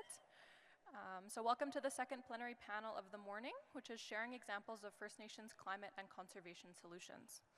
Simgigat Sigadamhana Gant Gabawilsa, Amahilu Jana Whale Wae, Gidamax Nii, Gitsan Lahyep, Noch Laurel Whale, Cremati near Spiritwood and Meadow Lake, Niguot Cliff Whale, Wilsalaxi Gitsan, Lu Amagodi Wengaasam. Tansei, Jana Dishni Kashon, Calgary, Newicken, Spiritwood, and Meadow Lake, Mistahai, Monfami, Shinakashu, Charette, and Arcand. So my name's Jana Whale. I'm from Gidamax First Nation on my dad's side. I'm also Cree Métis on my mother's side. I am currently the Indigenous Research and Partnerships Lead at the Pacific Institute for Climate Solutions, also known as PICS. I'm going to be your moderator today for this very important panel, which focuses on sharing examples of First Nations climate and conservation solutions. Knowledge sharing and connection building are important parts of climate action and climate solutions, and as a young person in this space, I think it's very important to be having discussions like this one. This panel will focus on key ideas like the importance of centering collective healing and wellness within climate work, what First Nations-centric capacity building looks like, and how to embed an all-my relations approach. We have 4 amazing panelists this morning, and I'm going to let them introduce themselves and where they're coming from. When you have a minute, can we start with you, Melina? Sure. Tansegwakia, Nia Melina Miawapin Labokam Masmo Nea Nihiao, Kineskum Tanawao. I'm very happy to be here today, be with everybody, be here and welcomed by the local First Nations. And I'm 8 hours north of here. I was born in my community of Little Buffalo, Lubicon Cree First Nation. And it's just nice to be here in Calgary with so many other amazing Indigenous practitioners and knowledge keepers. And I'm the executive director and founder of Sacred Earth Solar, co-founder of Indigenous Climate Action. I'll talk a little bit more about a TV show that I hosted called Power to the People, and an inaugural research fellow at the David Suzuki Foundation. And just super nice to be here. Hi, hi. Thank you. Can we move on to you next, Shelley, please? Tanse Nihawa, Maskus Nitanis Nihawa. It is so good to be here today. Truly, I feel blessed to be here today. I was born in my home territory of Tall Tree, which is around the 60th parallel in Alberta. My Kokum is Tall Cree, my Moochum is Big Stone Cree. And today I live on the Lekwungen-speaking people's territory on southern Vancouver Island. But travel home, and I do love to travel home. I want to acknowledge the land that we're on today. I want to acknowledge the stewards of this land and the beautiful site. I drove here. I rarely drive places, but I thought I wanted to just stay connected to the land, and I had the ability to do that. And it was beautiful to drive through the territories that brought me to this space. So I want to just really acknowledge the keepers of the territories, and I want to really also acknowledge the knowledge holders, as they just have shared. They've shared medicine with us, and the knowledge that we're learning is layered on that medicine, which I have such respect for. My name is Shelley Cardinal. I'm Musqueam, the daughter of Little Bear. And I work with the Canadian Red Cross. I'm the Senior Director of the Office of Indigenous Relations. I've been with the organization for a long time, for 28 years. I came into the organization as a social worker and somebody that was really focused on prevention education. And I want to share a little bit later just some of our things that we've learned in how to understand things before they happen. Some of the things to consider before they happen. Thank you. Thank you, Shelley. Moving on, can we hear from Chief Paul, please? Good morning. My name is Andrea Paul, and I am the Regional Chief for Nova Scotia. And previous to that, I was Chief for my community of Pictou Land and First Nation for 12 years. I'm an educator by trade, and I guess that's it for my introduction. Keep it short and sweet. Thank you so much. Jocelyn, when you're ready. I'm sure there's much more there to share. Nkleo Shothan, ING, Dakalama Uye, Kwanlandinje, Agunda Iche. My name is Jocelyn Jo Strack. I am a member of the Champagne and Ajax First Nation of Yukon Territory, and I'm very proud to be sitting here as Auntie and Director of the Reconnection Vision, which is the Yukon First Nations climate plan that was derived by 13 amazing youth that I'll be sharing about today. I, along these beautiful women, do many things. I am also the board chair for the David Suzuki Foundation. I'm a senior advisor to the Auditor General of Canada, and I am an elected trustee to the Yukon First Nations School Board. In all of my work, I really try to think hard about systems change and structural change in an effort for us to be collectively and individually well and whole. And so I just really want to give thanks to the organizers and our host community here. I want to acknowledge many of my Yukon First Nations elders that are here and many of my youth that are here. So, Guinness Chish. Thank you so much. So to start the conversation off, Jocelyn, you've been a proud auntie, you mentioned, to the First Nations leaders developing the Reconnection Vision. Can you describe more about this process and the policy document that came out of it and where you're going from here? Yeah, I can. So I'm going to stand up because this chair is not made for short little First Nations legs. So I have been, oh, there's a clock right there. I have been very proud in these past 4 years to be the auntie to the Reconnection Vision. And this was a project that began in 2020 in Whitehorse, just before the first AFN climate gathering. We hosted a Yukon First Nations gathering in response to Chief Tija Tram, who's also here, and his declaration of a climate emergency for the Vantequichin First Nation. At that gathering, our chiefs declared that the young people must lead climate action. And so we responded by creating this cohort of young people. We worked with them for 2.5 years, and in response to that call, they produced the Reconnection Vision, which is a social transformation guide and toolkit that sees us all living well and whole in good relationship with ourselves, with each other, and with the land. The Reconnection Vision positions climate change not as a challenge of greenhouse gas emissions and electric cars, but really says we are living in this mind-dominated society where we are only making decisions with half of our true selves.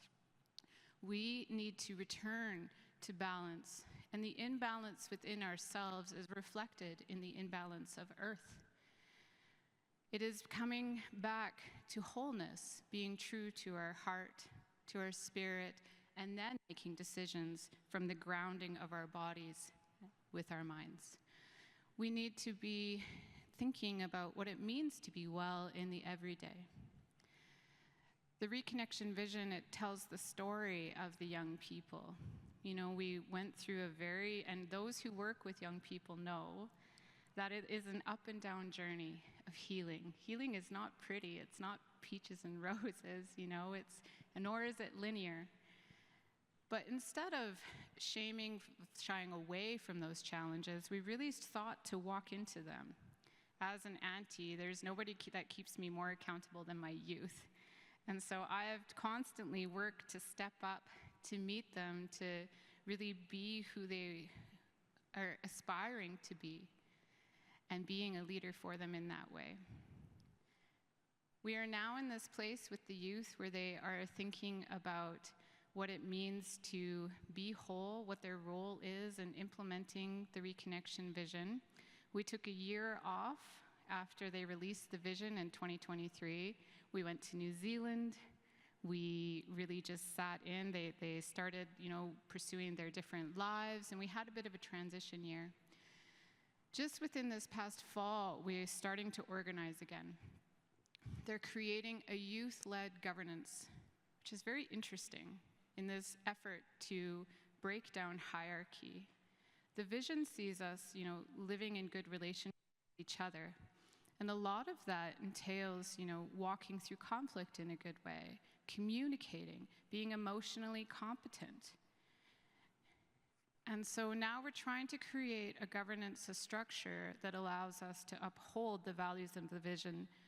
We're not wanting to say, hey, we're going to work towards this vision. We're doing it right now today.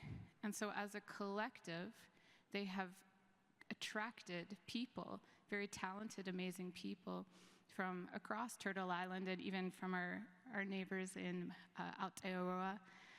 And we are working together to collectively try to be well every day while still being productive in the modern sense. And that is much easier said than done. We are living in a culture and a society of burnout, overwhelm, and we are making decisions from that place.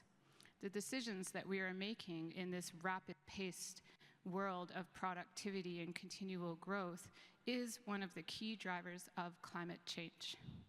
It is not that we are putting out greenhouse gas emissions, it is the values and the culture that is creating these greenhouse gas emissions, driving the decisions and our determination to continue to move so quickly. Within the Reconnection vision, we have 10 seeds. You know, they are, first we must heal. We have to work together. We have to relearn. We have to re-educate. We have to slow down. And I actually think that's one of the first seeds, along with heal, that we need to be really upholding. We need to listen to the land of water. We need to center our communities. We need to stop planning and start doing. In the Yukon, we live in an incredibly bureaucratic place.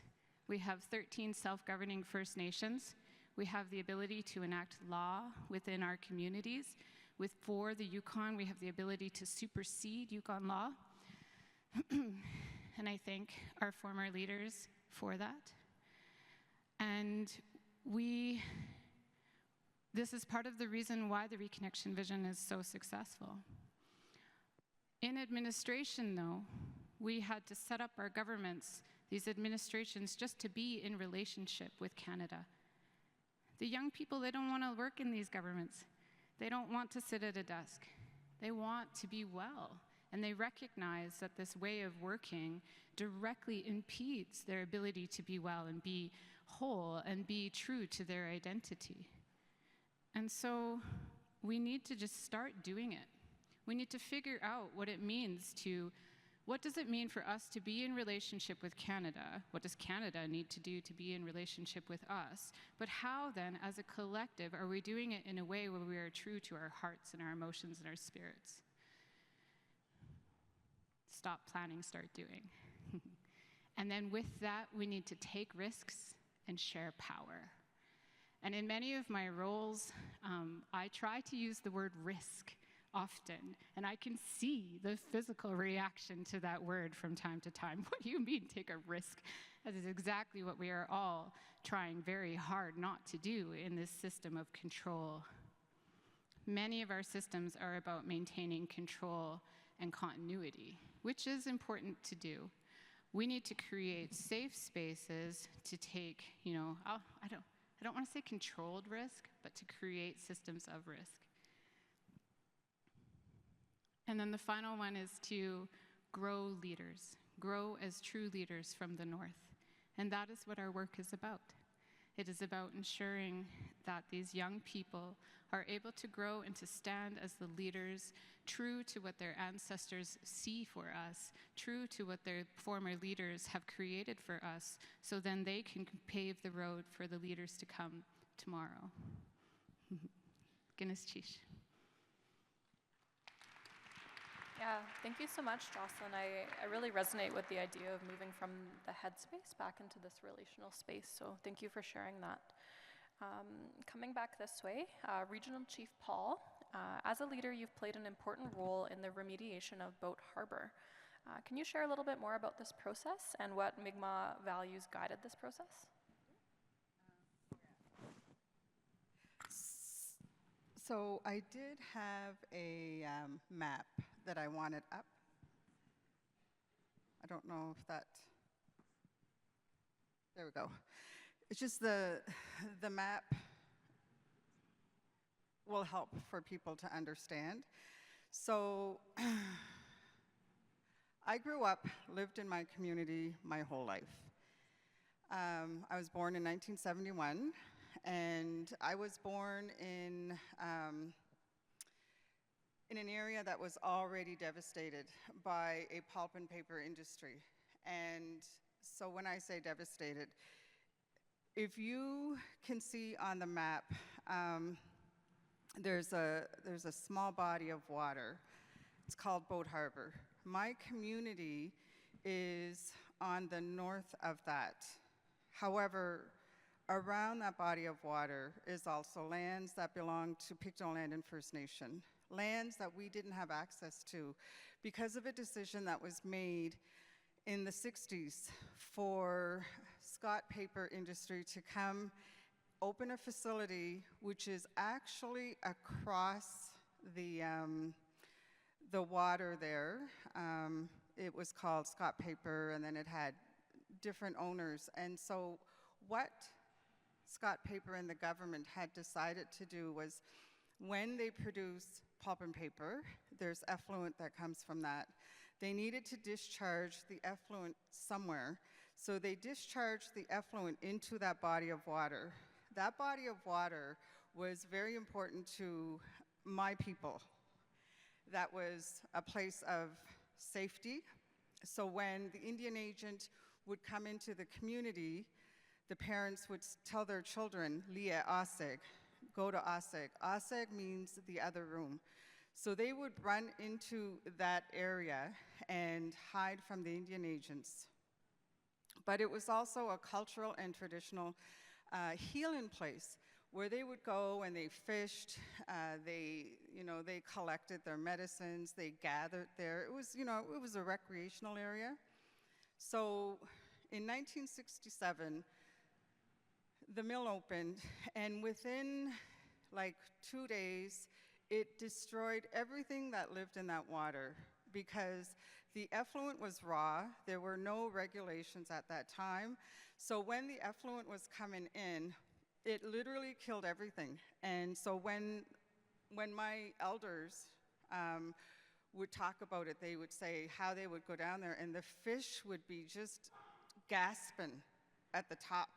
And so they would scoop all these fish up and try to collect all the fish. But it was devastated within days. And so that took a lot away from my community, considering that this is where we grew up. So there was a couple of things that happened.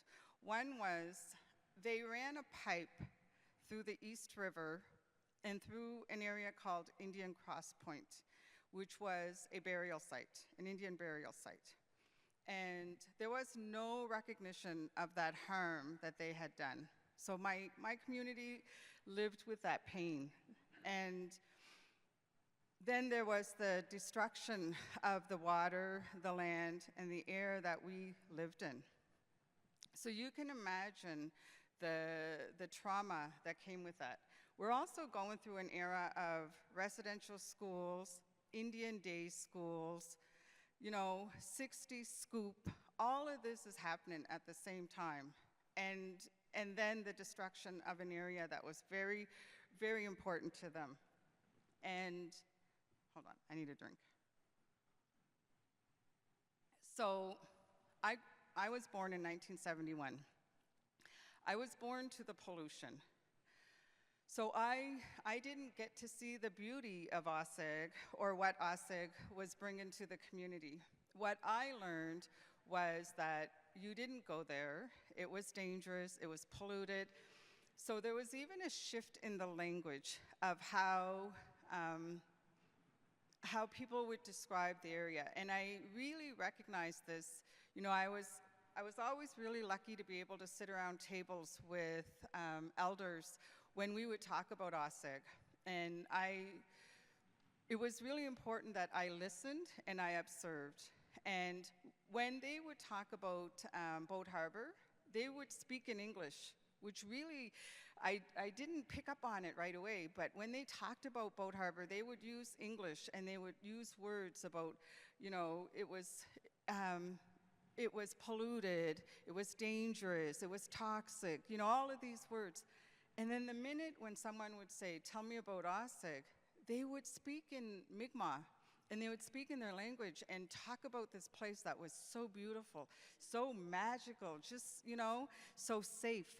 And I remember being in a session, and one of my elders said, she was educating government officials about what it meant for her to lose Aseg.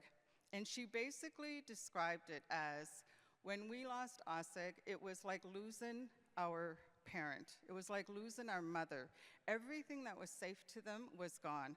And that really, really hit home for me. And I was like, okay, because although I didn't get to have it, I never felt like I lost anything. So for me, I really had to listen to the conversations that were happening.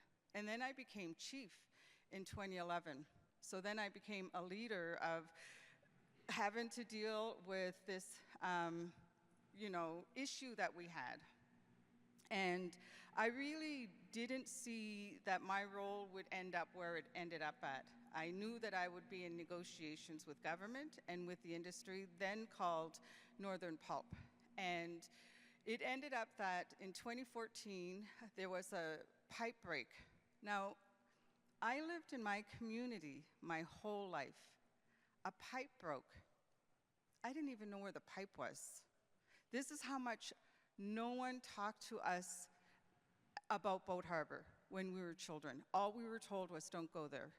And so when this pipe broke, I had to go to someone and say, where's the pipe? I was the chief, and I didn't know where the pipe was. So he took me to the pipe, and I couldn't believe what I saw, and it was just incredibly devastating. And so that allowed us to immediately take action, and we blockaded. We didn't blockade the remediation, but we blockaded them to fix the pipe. We wouldn't allow them to fix the pipe because they had promised us a number of times that they would stop using Boat Harbor as a dumping site. So come the end, so we reached an agreement in principle. We came to an agreement where we would legislate the closure of Boat Harbor. That happened in 2015. So what are the values that I learned as a leader when I was doing this work?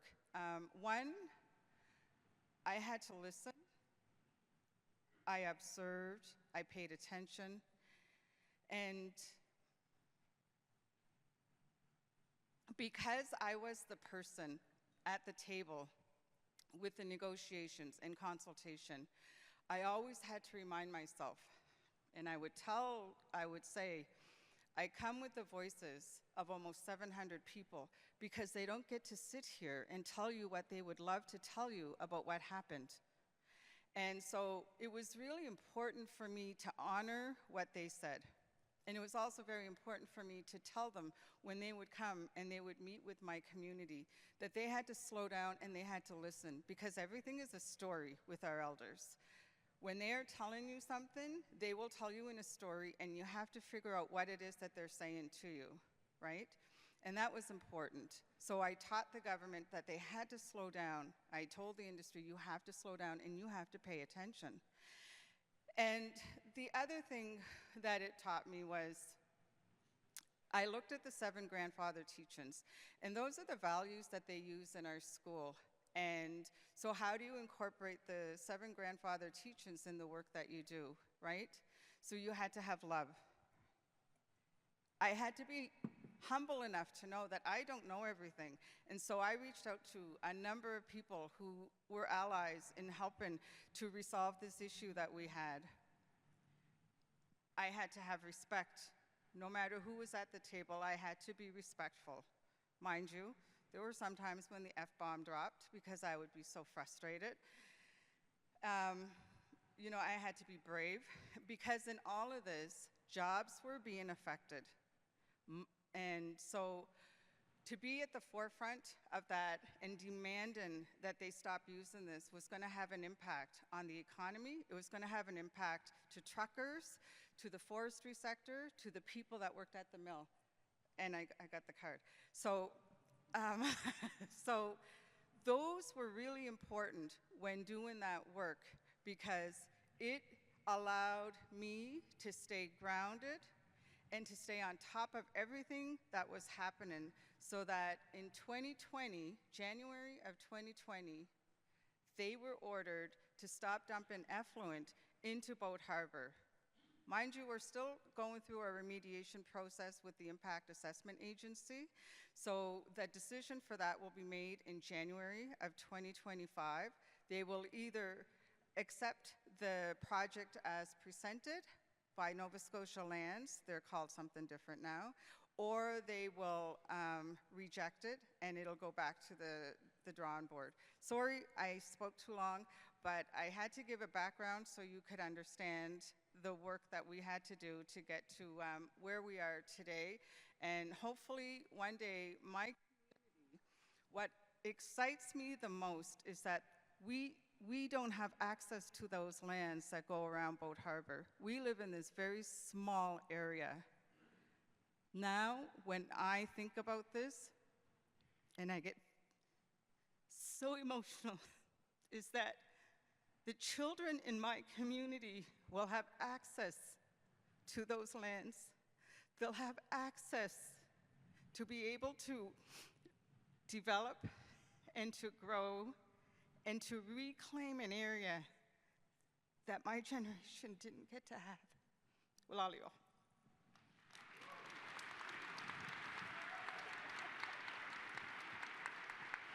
Thank you so much, Chief Paul, and yeah, don't worry about time, that was perfect. So thank you for sharing, and thank you for everything that you're doing for, the next generation coming up after us. Shelley, you've spent the last 20 years uplifting resilience and emergency capacity of First Nations, working to embed an all my relations or holistic process. What does this look like in practice? Thank you for that question. I wanted to start with a picture of my dad. My dad has been my lifelong educator of the land, and he's also been my lifelong educator of history. Within our family, we have this passion for understanding root causes, and I have been blessed to really carry that, from him as well, is that he just had this real passion to understand root causes. My dad is Musqueam, which is Little Bear, and he went into the spirit world this year. And so that's a picture of him in the sky world. And I wanted to start there because I have come from a really blessed place where he, through his trauma, always had, he garnered the courage, and then he garnered the words to share the historical difficulties of our past that have created the barriers. And I know that in community and in family, that is such a difficult thing to do. The first story I heard about residential schools I was about 5 years old. I was about 5 or 6 years old. And we were having a family meal, and I didn't want to eat my turnips. In fact, I refused to. And my dad said, she doesn't need to eat the turnips. And my mom disagreed. She's like, why doesn't she need to eat the turnips? And he goes, I'm just saying, she doesn't need to eat the turnips. And I heard a story from him afterwards that when he was little, he was forced to eat turnips, but they were bad, and they made him sick. And he said, it's not a traditional food, so she doesn't need to eat that. But what I took from the conversation started a conversation that has lasted for over 50 years. In that, tell me more about why did they make you eat bad food? Tell me more about that. I have worked in prevention education for 28 years. And one of the incredible things that I've experienced in working in this area has been that regardless of the challenge within community, whether the challenge is some aspect of violence, some aspect of harm to the land, some aspect of disconnection and relocation, regardless of the challenge, often what we hear in community is we hear this is about the impacts of colonization. We have the same starting place, no matter what the conversation. And I thought, I want to go deeper into that starting place. And I want to learn more about the history of that starting place, because the same starting place is critical understanding in order for us to actually walk through and solution things. We have to know the barriers in order to unpack them. So I brought together many, many helpers with me around this for us to actually help to better understand what are some of those barriers. And I'm going to show you a couple slides, not that you're going to be able to read them, so don't try to read them, Maybe you could just put it to the next slide. We realized up here that we don't have a clicker. So I'm hoping that somebody will be the clicker. So like I said, don't try to read the slide. But we started a project, and it's been a project of love. It's been a long-term project. And what you can see here is you can see all of these lines, and you can see all of these columns. And what we were looking at, there's a clicker. What we were looking at is we were starting to look to community story, and we were starting to look to the literature for us to better understand what is it that communities and our communities talk about when they talk about the things that have impacted this space that we want to be. You know, and so as we started to research that and to look at that deeper, one of the things that we also realized is that in today's world, very, very different than 28 years ago when I had started to look at literature, the literature is tenfold today. In fact, it's probably 1,000-fold today. And we are writing our stories. We have reports. We are garnering our knowledge. So we started to assess, and we actually looked at 2,000 pieces of literature. And we came to 15 different layers of harm. And the reason that this is really imperative is that when we start to talk about the impacts of colonization and we start to talk about what it is that creates the challenge, if we want to really dig deep into that and give strong language and strong teachings that we need to undo, we need to see when these things started. One of the things that we realized from all of the stories and from all of the commonality is that we know that one of the first biggest aspects of harm was contact. The next was actually starting the resource extraction.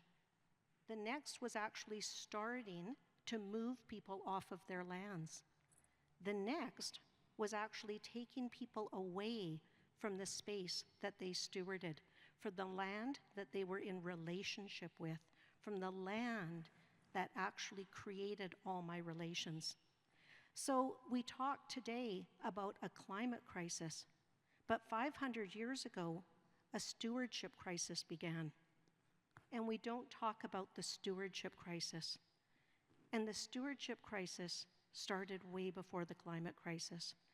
And in a stewardship crisis, if we don't work towards re-stewarding our land and coming back into relation with our land, of course there's going to be a climate crisis. Of course there's going to be. It goes without saying. And I think that that was one of the things that for us really, that it really started to influence our thinking and our understanding that when we talk about different aspects of familial harm, we often talk about residential schools. We talk about the 60s scoop. We talk about the justice system and the history there. But when we start talking about land and we start talking about disconnection, we need to ground it in our conversations of contact and of resource and of land changes. We need to ground it in that space. And so we say that these things are all connected, and I drew this slide because I wanted to just say these things are all connected. And it shows how these things are connected, and it shows that there's a cascade. There's a cascade coming if we're not going to unpack that. We also need to ensure that we are looking at that from a place of hope, and that we're looking at that from a place of, like, how is it that we move further? And so we started to then look at how do we create a picture, and pictures ground me. Pictures help to, just to keep, I know, me centered when I'm in particular conversations, and especially conversations that are challenging conversations. And so this here is a picture that we drew that would really help us to better understand what is it that we need to consider in the movement. And so when you see the cycle of violence, every one of those 13 things is actually the 2,000 pieces of literature that we actually looked at. It's one word that speaks to each one of those things. But what we are doing is we're in the canoe and we are moving towards the circle of wellness. And it starts to look thematically at what is it that we want. We want reconnection. We want land-based. We want language. We want familial relations to be rebuilt in our space. And so we need to start better understanding then how is it that we define the work in the circle. And we called that the relational determinants of health, because what determines our wellness needs to start from all my relations. It needs to be grounded in all my relations. And it needs to be grounded in a space that is intentional, but that understands what is it in terms of the barriers and what is our goal towards the space that we are actually moving towards. Thank you.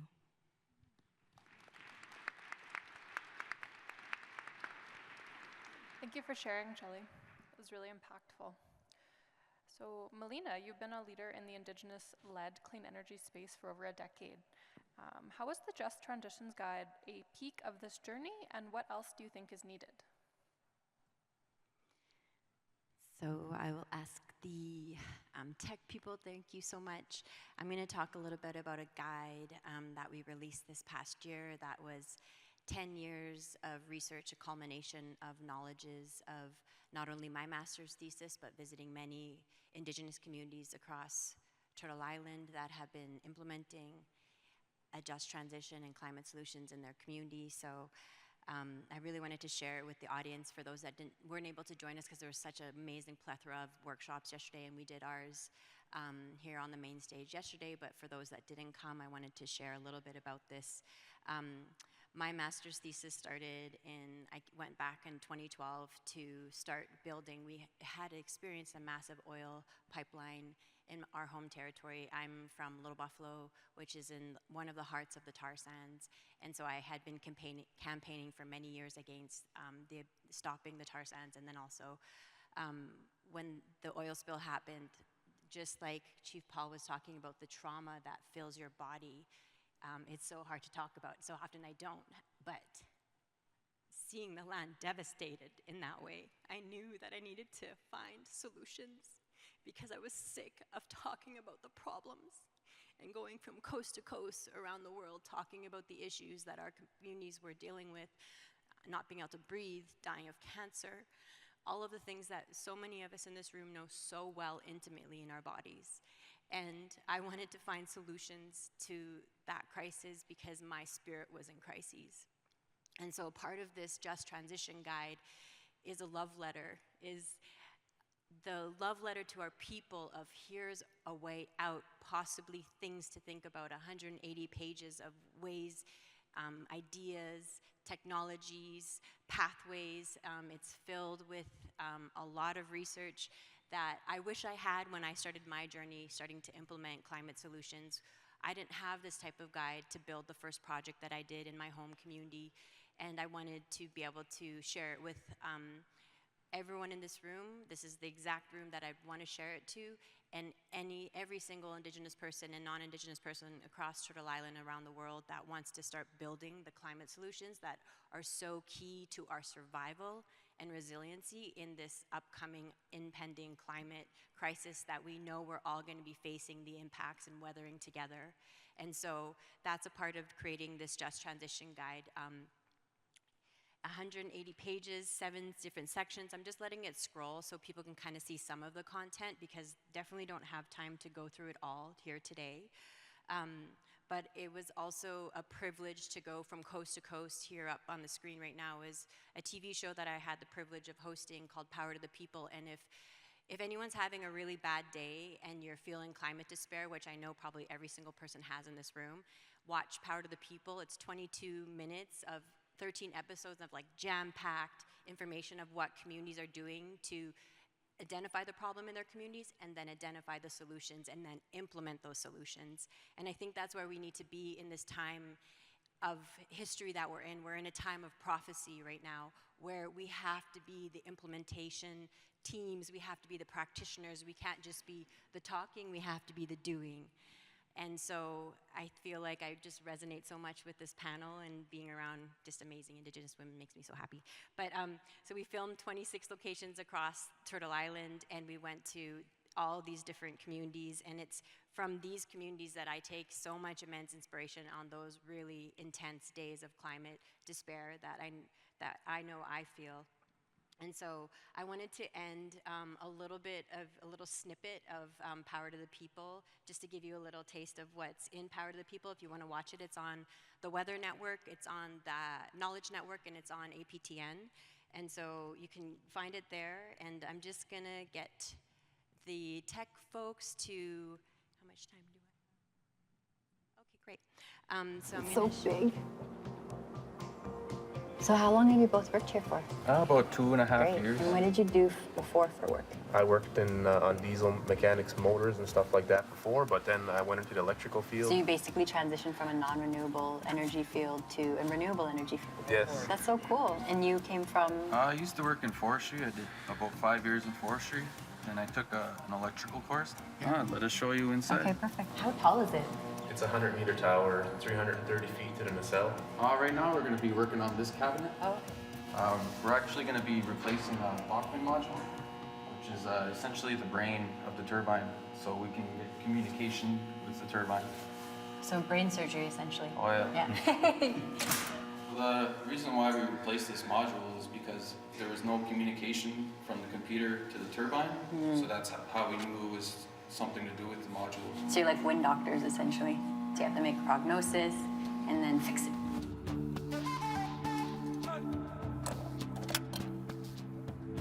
My favorite thing about being up here is the view. If you take a look around, like, it's amazing. Like, you can see so far. We're 100 meters in the air right now. We always learn new things every day. What you do every day, it's pretty amazing to see the capacity or high level of skills that you're bringing to your nation. You must be pretty proud.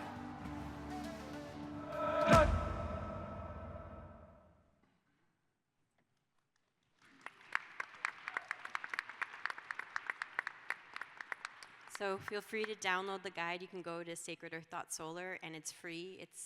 You can just go there and you can download the entire guide if you want to start your journey on implementation. And I think the question that you had asked me was, what's missing? And I think it's the implementation. We're in the stage of implementation. We have had too much talk about climate and the climate crisis, but we need to really start implementing the climate solutions in every single community, because if we don't, we're not going to be resilient in the face of the climate crisis. So yeah, feel free to download the guide, and thank you so much for listening. Hi.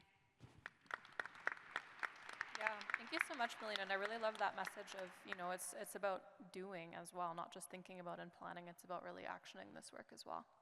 So, reflecting on the discussion so far, and as a panel of Indigenous women, you bring such an essential perspective to the climate discussion. How do we create healthy spaces for matriarchal leadership within these discussions? That's my next kind of open discussion question, and I'm going to pass that all the way back to Jocelyn on the far end there, please. Goodness, Chish, and yeah, I just want to say what an amazing panel. It is such an honor to be up here with you all.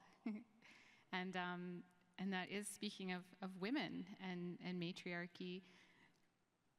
I do think in the climate dialogue, women, we bring emotion and love and care in such a natural way. We bring family. There was such beautiful words yesterday in the panel about, women as the caretakers of water, as the caretakers of family, and the power and the responsibility that comes with that. I appreciate what was said about the loss of this, a stewardship crisis, and I really felt that. And I also felt the emotion of the loss of the land and mother, and of course I have similar stories from my own country. In my role as an auntie in my community, I really acknowledge that I don't just show up to the office and guide young people. It is a full-time job, and as somebody who tries to be safe and nurturing within community, You know, I have young people on my couch, I have them knocking on my doors, and I try to just be understanding and compassionate no matter what state they show up in. And with the trauma of our communities, you know, they show up in pretty rough places sometimes. But I know that one of the most important things that I can give is love. And I just love them no matter what. But the other thing that I have learned through my time with young people is it's also important to create systems of accountability and responsibility. So while I am very loving and nurturing, I do also try really hard to set expectations and boundaries with them to, you know, help guide and just help them to stand on their own. They can't lean on us forever.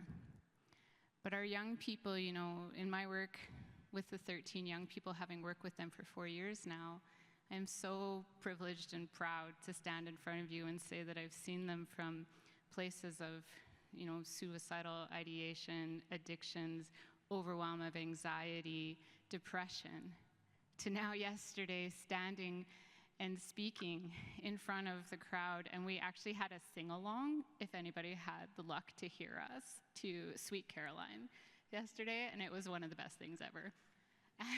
But they led everybody to sing, because singing is one of the avenues to our hearts and to our spirits.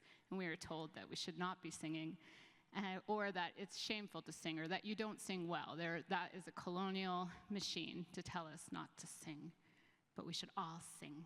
If I had the ways, I'd have us all singing Sweet Caroline right now. Could you imagine? Should we do One of the other ways that I try and be really accessible to youth is through social media. So I am a TikTok influencer as well, so at Auntie Jossie. And I've seen some of my TikTok peeps out here, so like, holla, it's good to see you. You know, and I really like trying to be more accessible to young people. I am an academic in recovery. I have not had good experiences in academia. And one of my ways of sharing knowledge is one of the most accessible ways, right? Like through your phone. And that's, you know, I was asked to like publish things, and I was like, well, who's that gonna reach, you know? My audience is the young people. And so I try and really make what we do very accessible to the different audiences, and I just try and be loving and nurturing and really uphold that. And just really quickly too, I'll share the Reconnection Vision is also online, reconnection.vision, and you can check it all out there. So, goodness cheese. Yeah, thank you so much, Jocelyn. Yeah, I really resonate with the message of accessibility. As somebody that grew up, you know, in and out of my own community, just having those really safe people really helps. Chief Paul, do you want to weigh in on this question? What was the question again? Yeah, it's about women in leadership roles and creating safe and healthy spaces for you know, women in this space and the climate space. Oh, okay. So I guess I can just speak from experience. With the work that I've done is check in on the women that are doing the work. I think that's really important. It is, you know, when you're dealing with, if you're in a leadership role and you're dealing with industry and you're doing all this heavy work, it's good to check in and see how they're doing. The other piece is being authentic, and I was really emotional during the process from 2014 to 2020 when we were working through this. It was a very heavy emotional time. It took a lot of energy, and you know, because you always had to stay on top of all the information that was coming out, and so teaching yourself how to ground yourself. I had quit drinking during that time, so that was a good thing, because there were a lot of emotions that come from this kind of work. So I learned how to bead. So I use beading as my medicine, and so I think that we need to empower our women and our girls and our boys and our men. And the other piece that you have to understand that there are realities too with this work. Environmental racism is what we were enduring. And then there was, from 2014 to December 2019, although I was doing this work, I never once feared for my life, even though I knew the impact. It wasn't until December 2019 that I felt very scared, and scared for my life, because then the reality hit when the Premier made the decision that Boat Harbor was going to be closed. That meant that jobs were going to be impacted. And I remember the day the announcement came. I was in the office, and I ran to my office, and I cried. And a lady came, one of my coworkers, and she was like, "Oh, I know, this is really great news." And I was like bawling my eyes out, and she's like, "What's wrong?" And I said, "I'm scared someone's gonna kill me." And so there was a lot of reporters there, and so she said, "Oh, there's reporters," and I said, "I can't." And I ran to the school, and I went to go see the daycare kids, because it was really important that I grounded myself at that moment, and I needed the kids. And they had no idea what was going on. These were babies, toddlers. But I needed to be able to hold them, because it was for them. So for me, if you see your leaders putting themselves out there, take care of them and be there for them, because they're never going to tell you what they're going through, because they want to be your strong leader. And sometimes I cried in silence all the time. And so when this happened, and it took me weeks before I told even my council what I was going through, and the death threats I was getting, the messages I was getting, the people I had to block, because I'm a very accessible person. And then my work put cameras in my car, because they said, if anything ever happens, at least we'll be able to look at the cameras. And I kept the cameras in my car for 1 year, and I had to take them out. I said, I can't do this. It's a reminder of my fear. So for me, always be your authentic self. Share what you're going through. It took me almost a year to share with my own elders what I was going through, and they were upset that I didn't tell them what I was living with. And they said, "You should have told us." And I said, I couldn't, because I had to be strong for the rest of you. And so it's really important that in the wake of the work that we do and the changes that we want to make, there's personal impacts. And it's my message is always check in on the people that are doing that work. Walalio.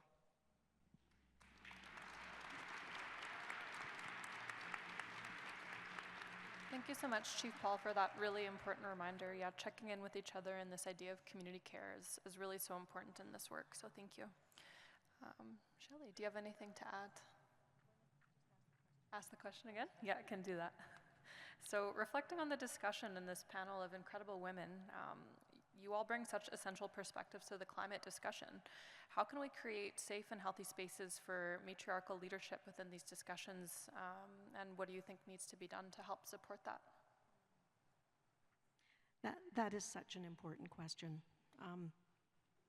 You know, many of us come from matriarchal cultures, and those matriarchal cultures over the last 500 years have been silenced.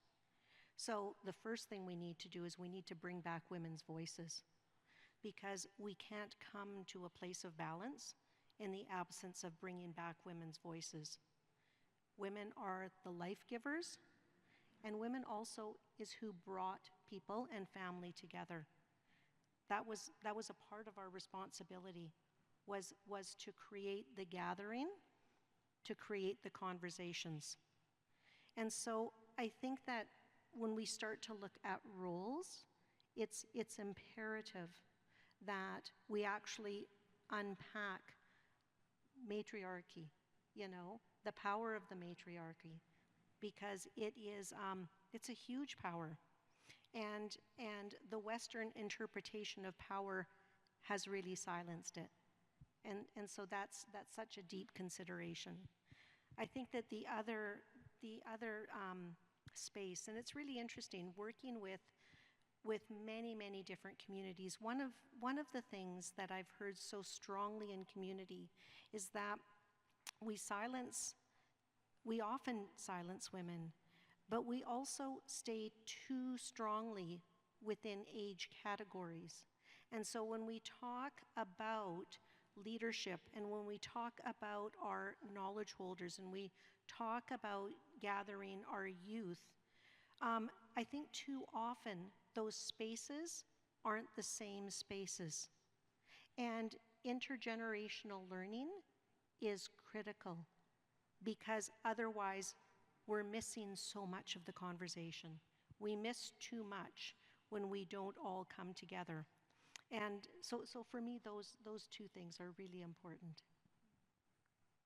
Yeah, absolutely. Thank you so much for sharing that, Shelley. I really agree with that idea of, intergenerational knowledge and transmission is really important, especially when we're talking about, climate change and what that means for our communities. Melina, I see you scribbling down some notes, but do you have anything you'd like to add? I'm such a note writer sometimes. Otherwise, I'll forget. Let's see. So I worked for close to a decade. I worked for a non-Indigenous environmental organization a number of years ago, and I worked to try to stop extractivism in my homelands in the northern part of Alberta, and worked with many other Indigenous communities to stop the tar sands and other extraction that was happening, and I became very ill from it. I was in toxic zones for close to a decade, showing investors that they needed to divest from the human rights violations and the violations against Mother Earth that were happening. I toured media from all over the world there to raise awareness about the tar sands and the impacts to Indigenous peoples. And from that, I became bedridden. And I think a lot of times, just like Chief Paul was talking about, how the leaders and people that are putting themselves on the front lines a lot of times are suffering in silence. And I don't think a lot of people knew that I was bedridden, and I still suffer from the impacts of being exposed to toxic zones. And that's why you see me wearing a mask everywhere I go.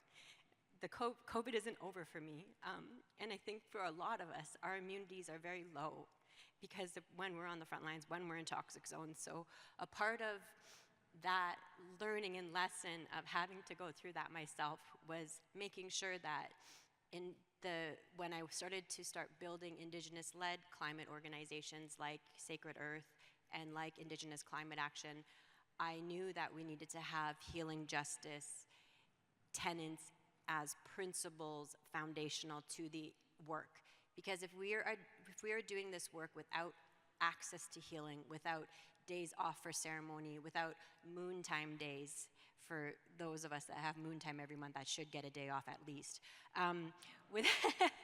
without having access to all of those supports that I didn't have access to in that non-Indigenous environmental organization I worked for, I knew that I was just perpetuating the same extractivism, the same white supremacy tenets of overproductivity that all of us put on our bodies to try to dig our communities out of the crises that we face, the multiple levels of crises that Shelley spoke about.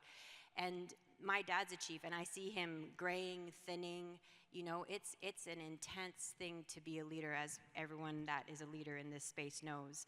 And we really need to offer healing justice and allow those spaces. And so we actually developed that within the organizations, at least that I work for, so the young people that are coming through the doors of Sacred Earth or ICA aren't expected to act the way that I had to a decade, 15 years ago, that we're bringing in understandings around what trauma means in these spaces, because we didn't talk about trauma in environmental spaces or climate spaces 15 years ago. That wasn't even a conversation. It was push through the work, shoulder the burden, and just do it. And, you know, you can become bedridden or die. You know, it was just like, I'll sleep when I die, I think people were saying to each other back then. But anyways, all that to say is, we really need to create these spaces, even in this space and every single space that we go through, of what healing looks like alongside this work that we are also doing to heal the land, but also needing to heal ourselves at the same time. Hi, hi. Yeah.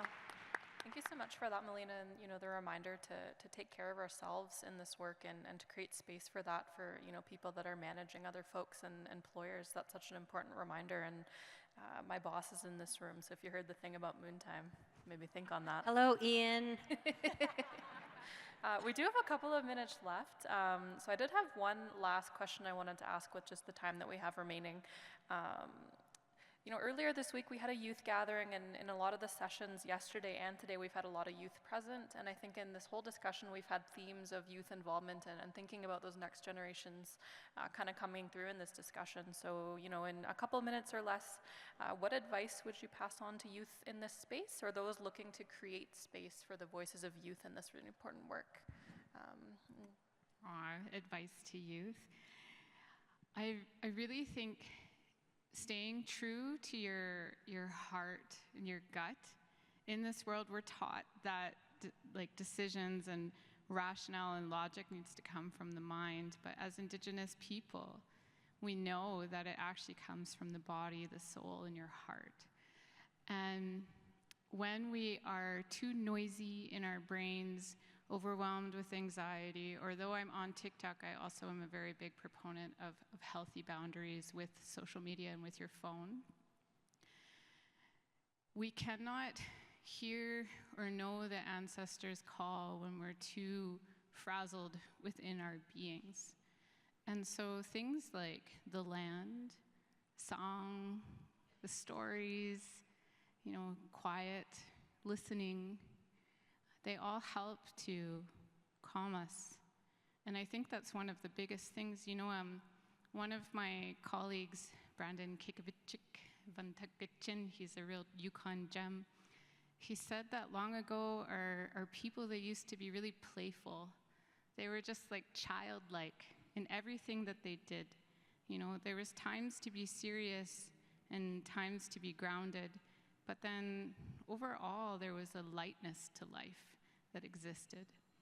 And we really struggle with that today. We feel such pressure and such burden. Even in the climate conversation, there's a darkness, a heaviness to it. But it is actually the lightness and the calm and the clarity that we need to be searching for. So young people, you have a right to be well. You have a right to be whole and to be happy, to be content and to be peaceful. There is no destination that you are working towards, but it is only how you walk the journey that you can look back upon and smile at. So, Ganesh Chish. Thank you so much. Chief Paul, do you have anything you'd like to add for our youth? Involve them and have them come to the table and let them share what they understand.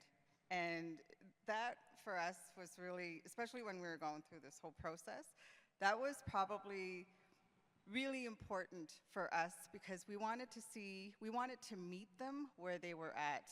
And so whenever we had community sessions, the youth were the ones, and when I say youth, I'm talking about like kids, like in elementary school, and they would go up and speak and share what they understood about what was happening around them. And then we're lucky we have a school in our community, so we were able to do partnerships.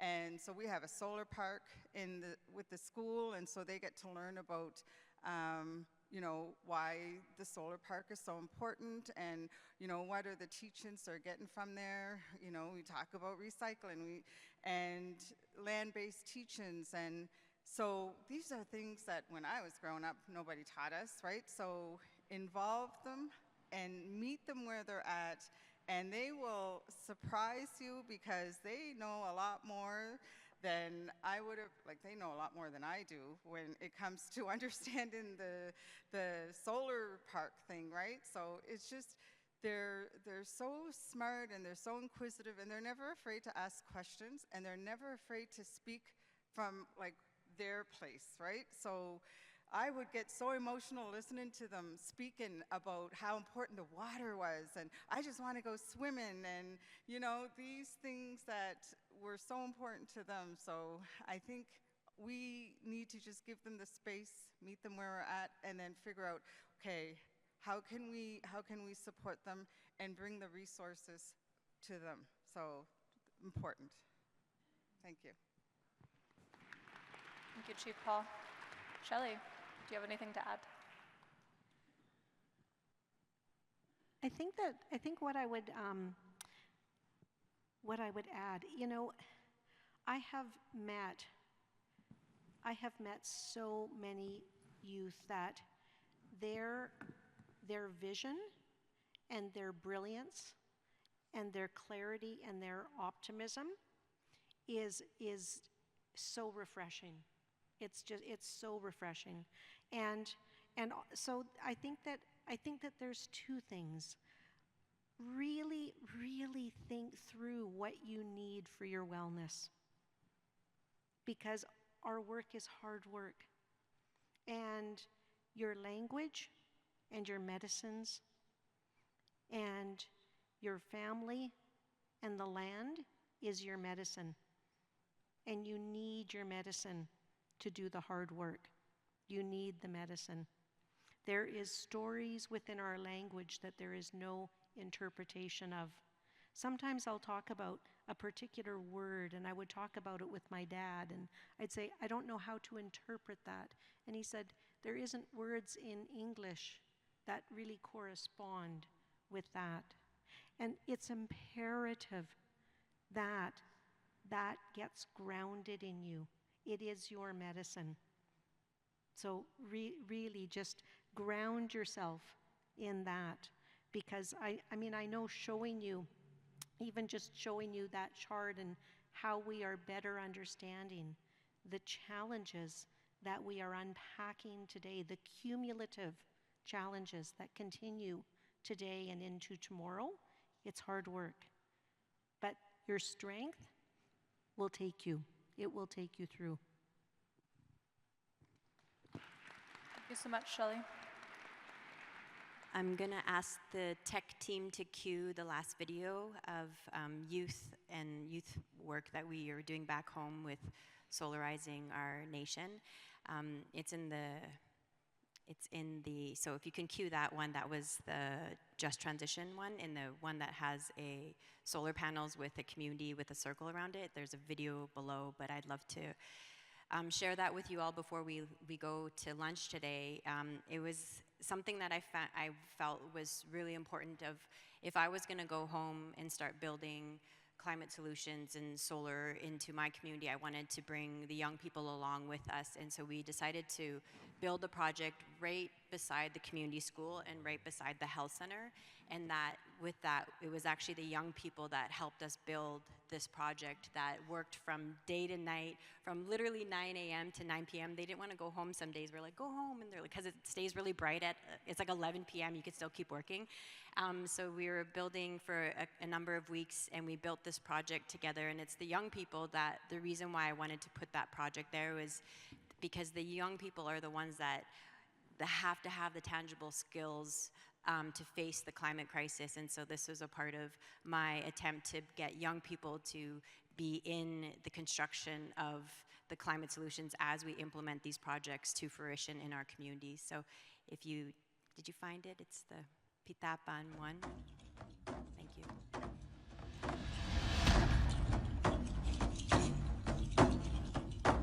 The Lubicon Cree have been here since time immemorial.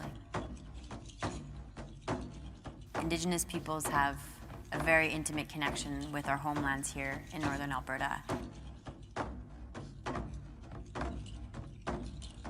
And what we've seen instead is industry coming and essentially taking over our lands and really exploiting them, and it's had a detrimental impact. We see companies digging down into the earth, trying to extract the very last drop of oil. But instead, we can start looking up We're bathing in sunlight all around us, and yet we don't utilize that energy. And so that's why our community has decided to install solar.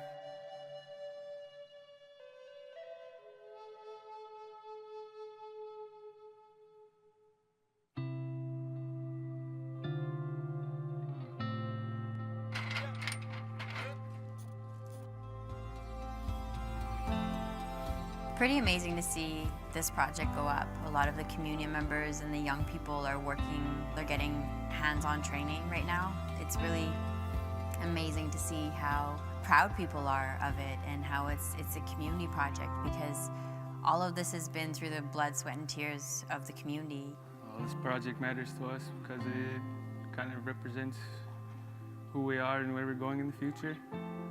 When you see the work, I can say that I did that. Took part and I did it right. So there'll be a lot of people seeing it every day. I can tell people I worked on this.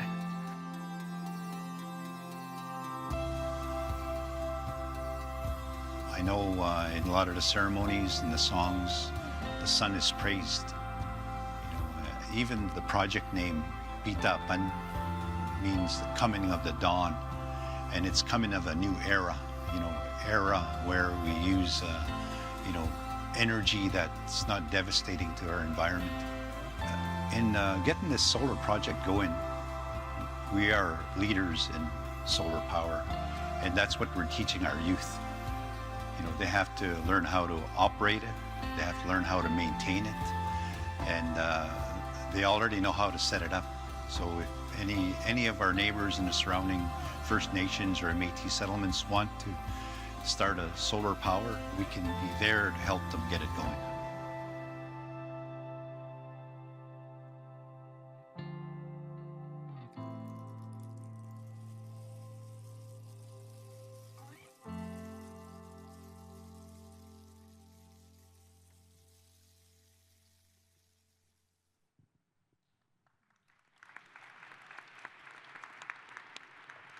Now we're on our second phase, so look out for the next 1.5 megawatt.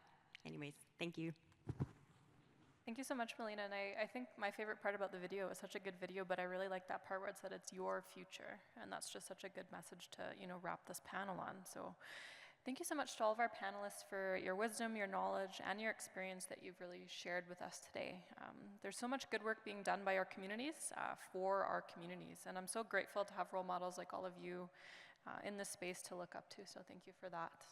Tiak Sinisum for being part of this discussion, and thank you everyone for listening right before lunch. Thank you.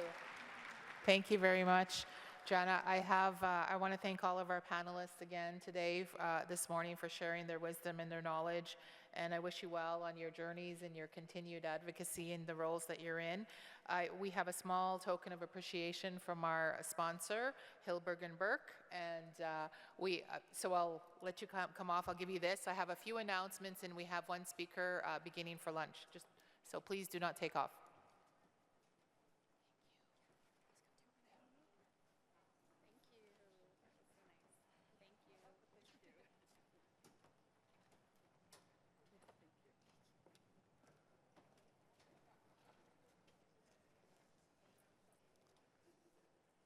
So similar to yesterday, following lunch, please go directly to your concurrent sessions, which start at 1:15 promptly.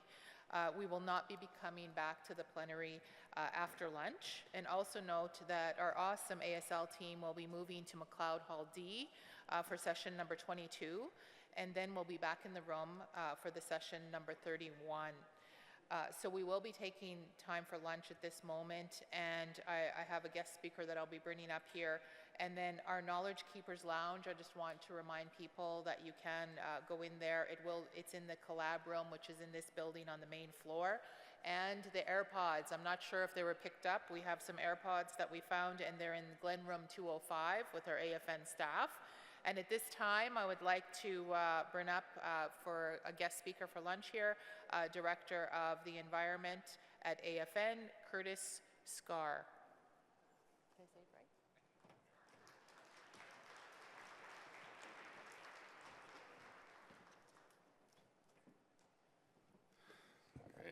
Sego, greetings, good afternoon, everyone. It's really an honor to be up here and addressing you, however briefly.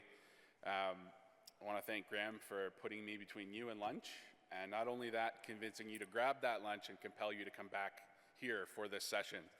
I want to start by thanking Elder Wolflag Sr. and Elder Crowchild for starting us in a good way yesterday morning. I want to thank Minor Chief Crowchild for welcoming us, and I want to thank all of you, most importantly, for taking the time away from your families, from your communities, from your work to spend the week here with us. This event wouldn't be the success that it is without all of you doing that, so thank you very much. As our facilitator mentioned, Lola, my name is Curtis Skur. I'm Director of Environment at the Assembly of First Nations.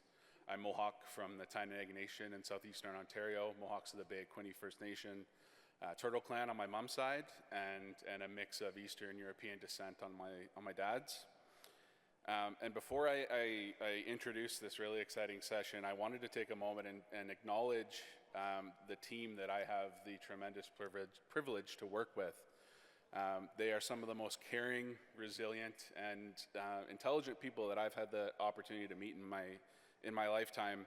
And in and amongst all of the things that they have on their plate, they were able to come together and make this event happen. So I would like to take a moment, if we could, to give them a round of applause.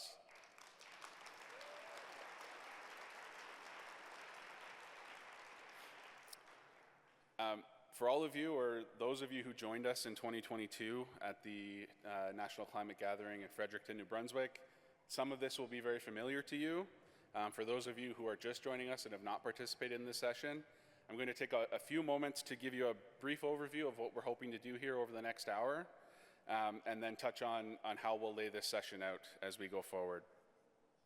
This special networking session is something that we hope will continue, and is the second time that we've done this, but the intent of the session is to bring together interested federal and philanthropic funders, partners, and allies with you, with First Nations representatives, to build relationships and to provide First Nations with tangible and actionable steps to take and make connections with these individuals going forward.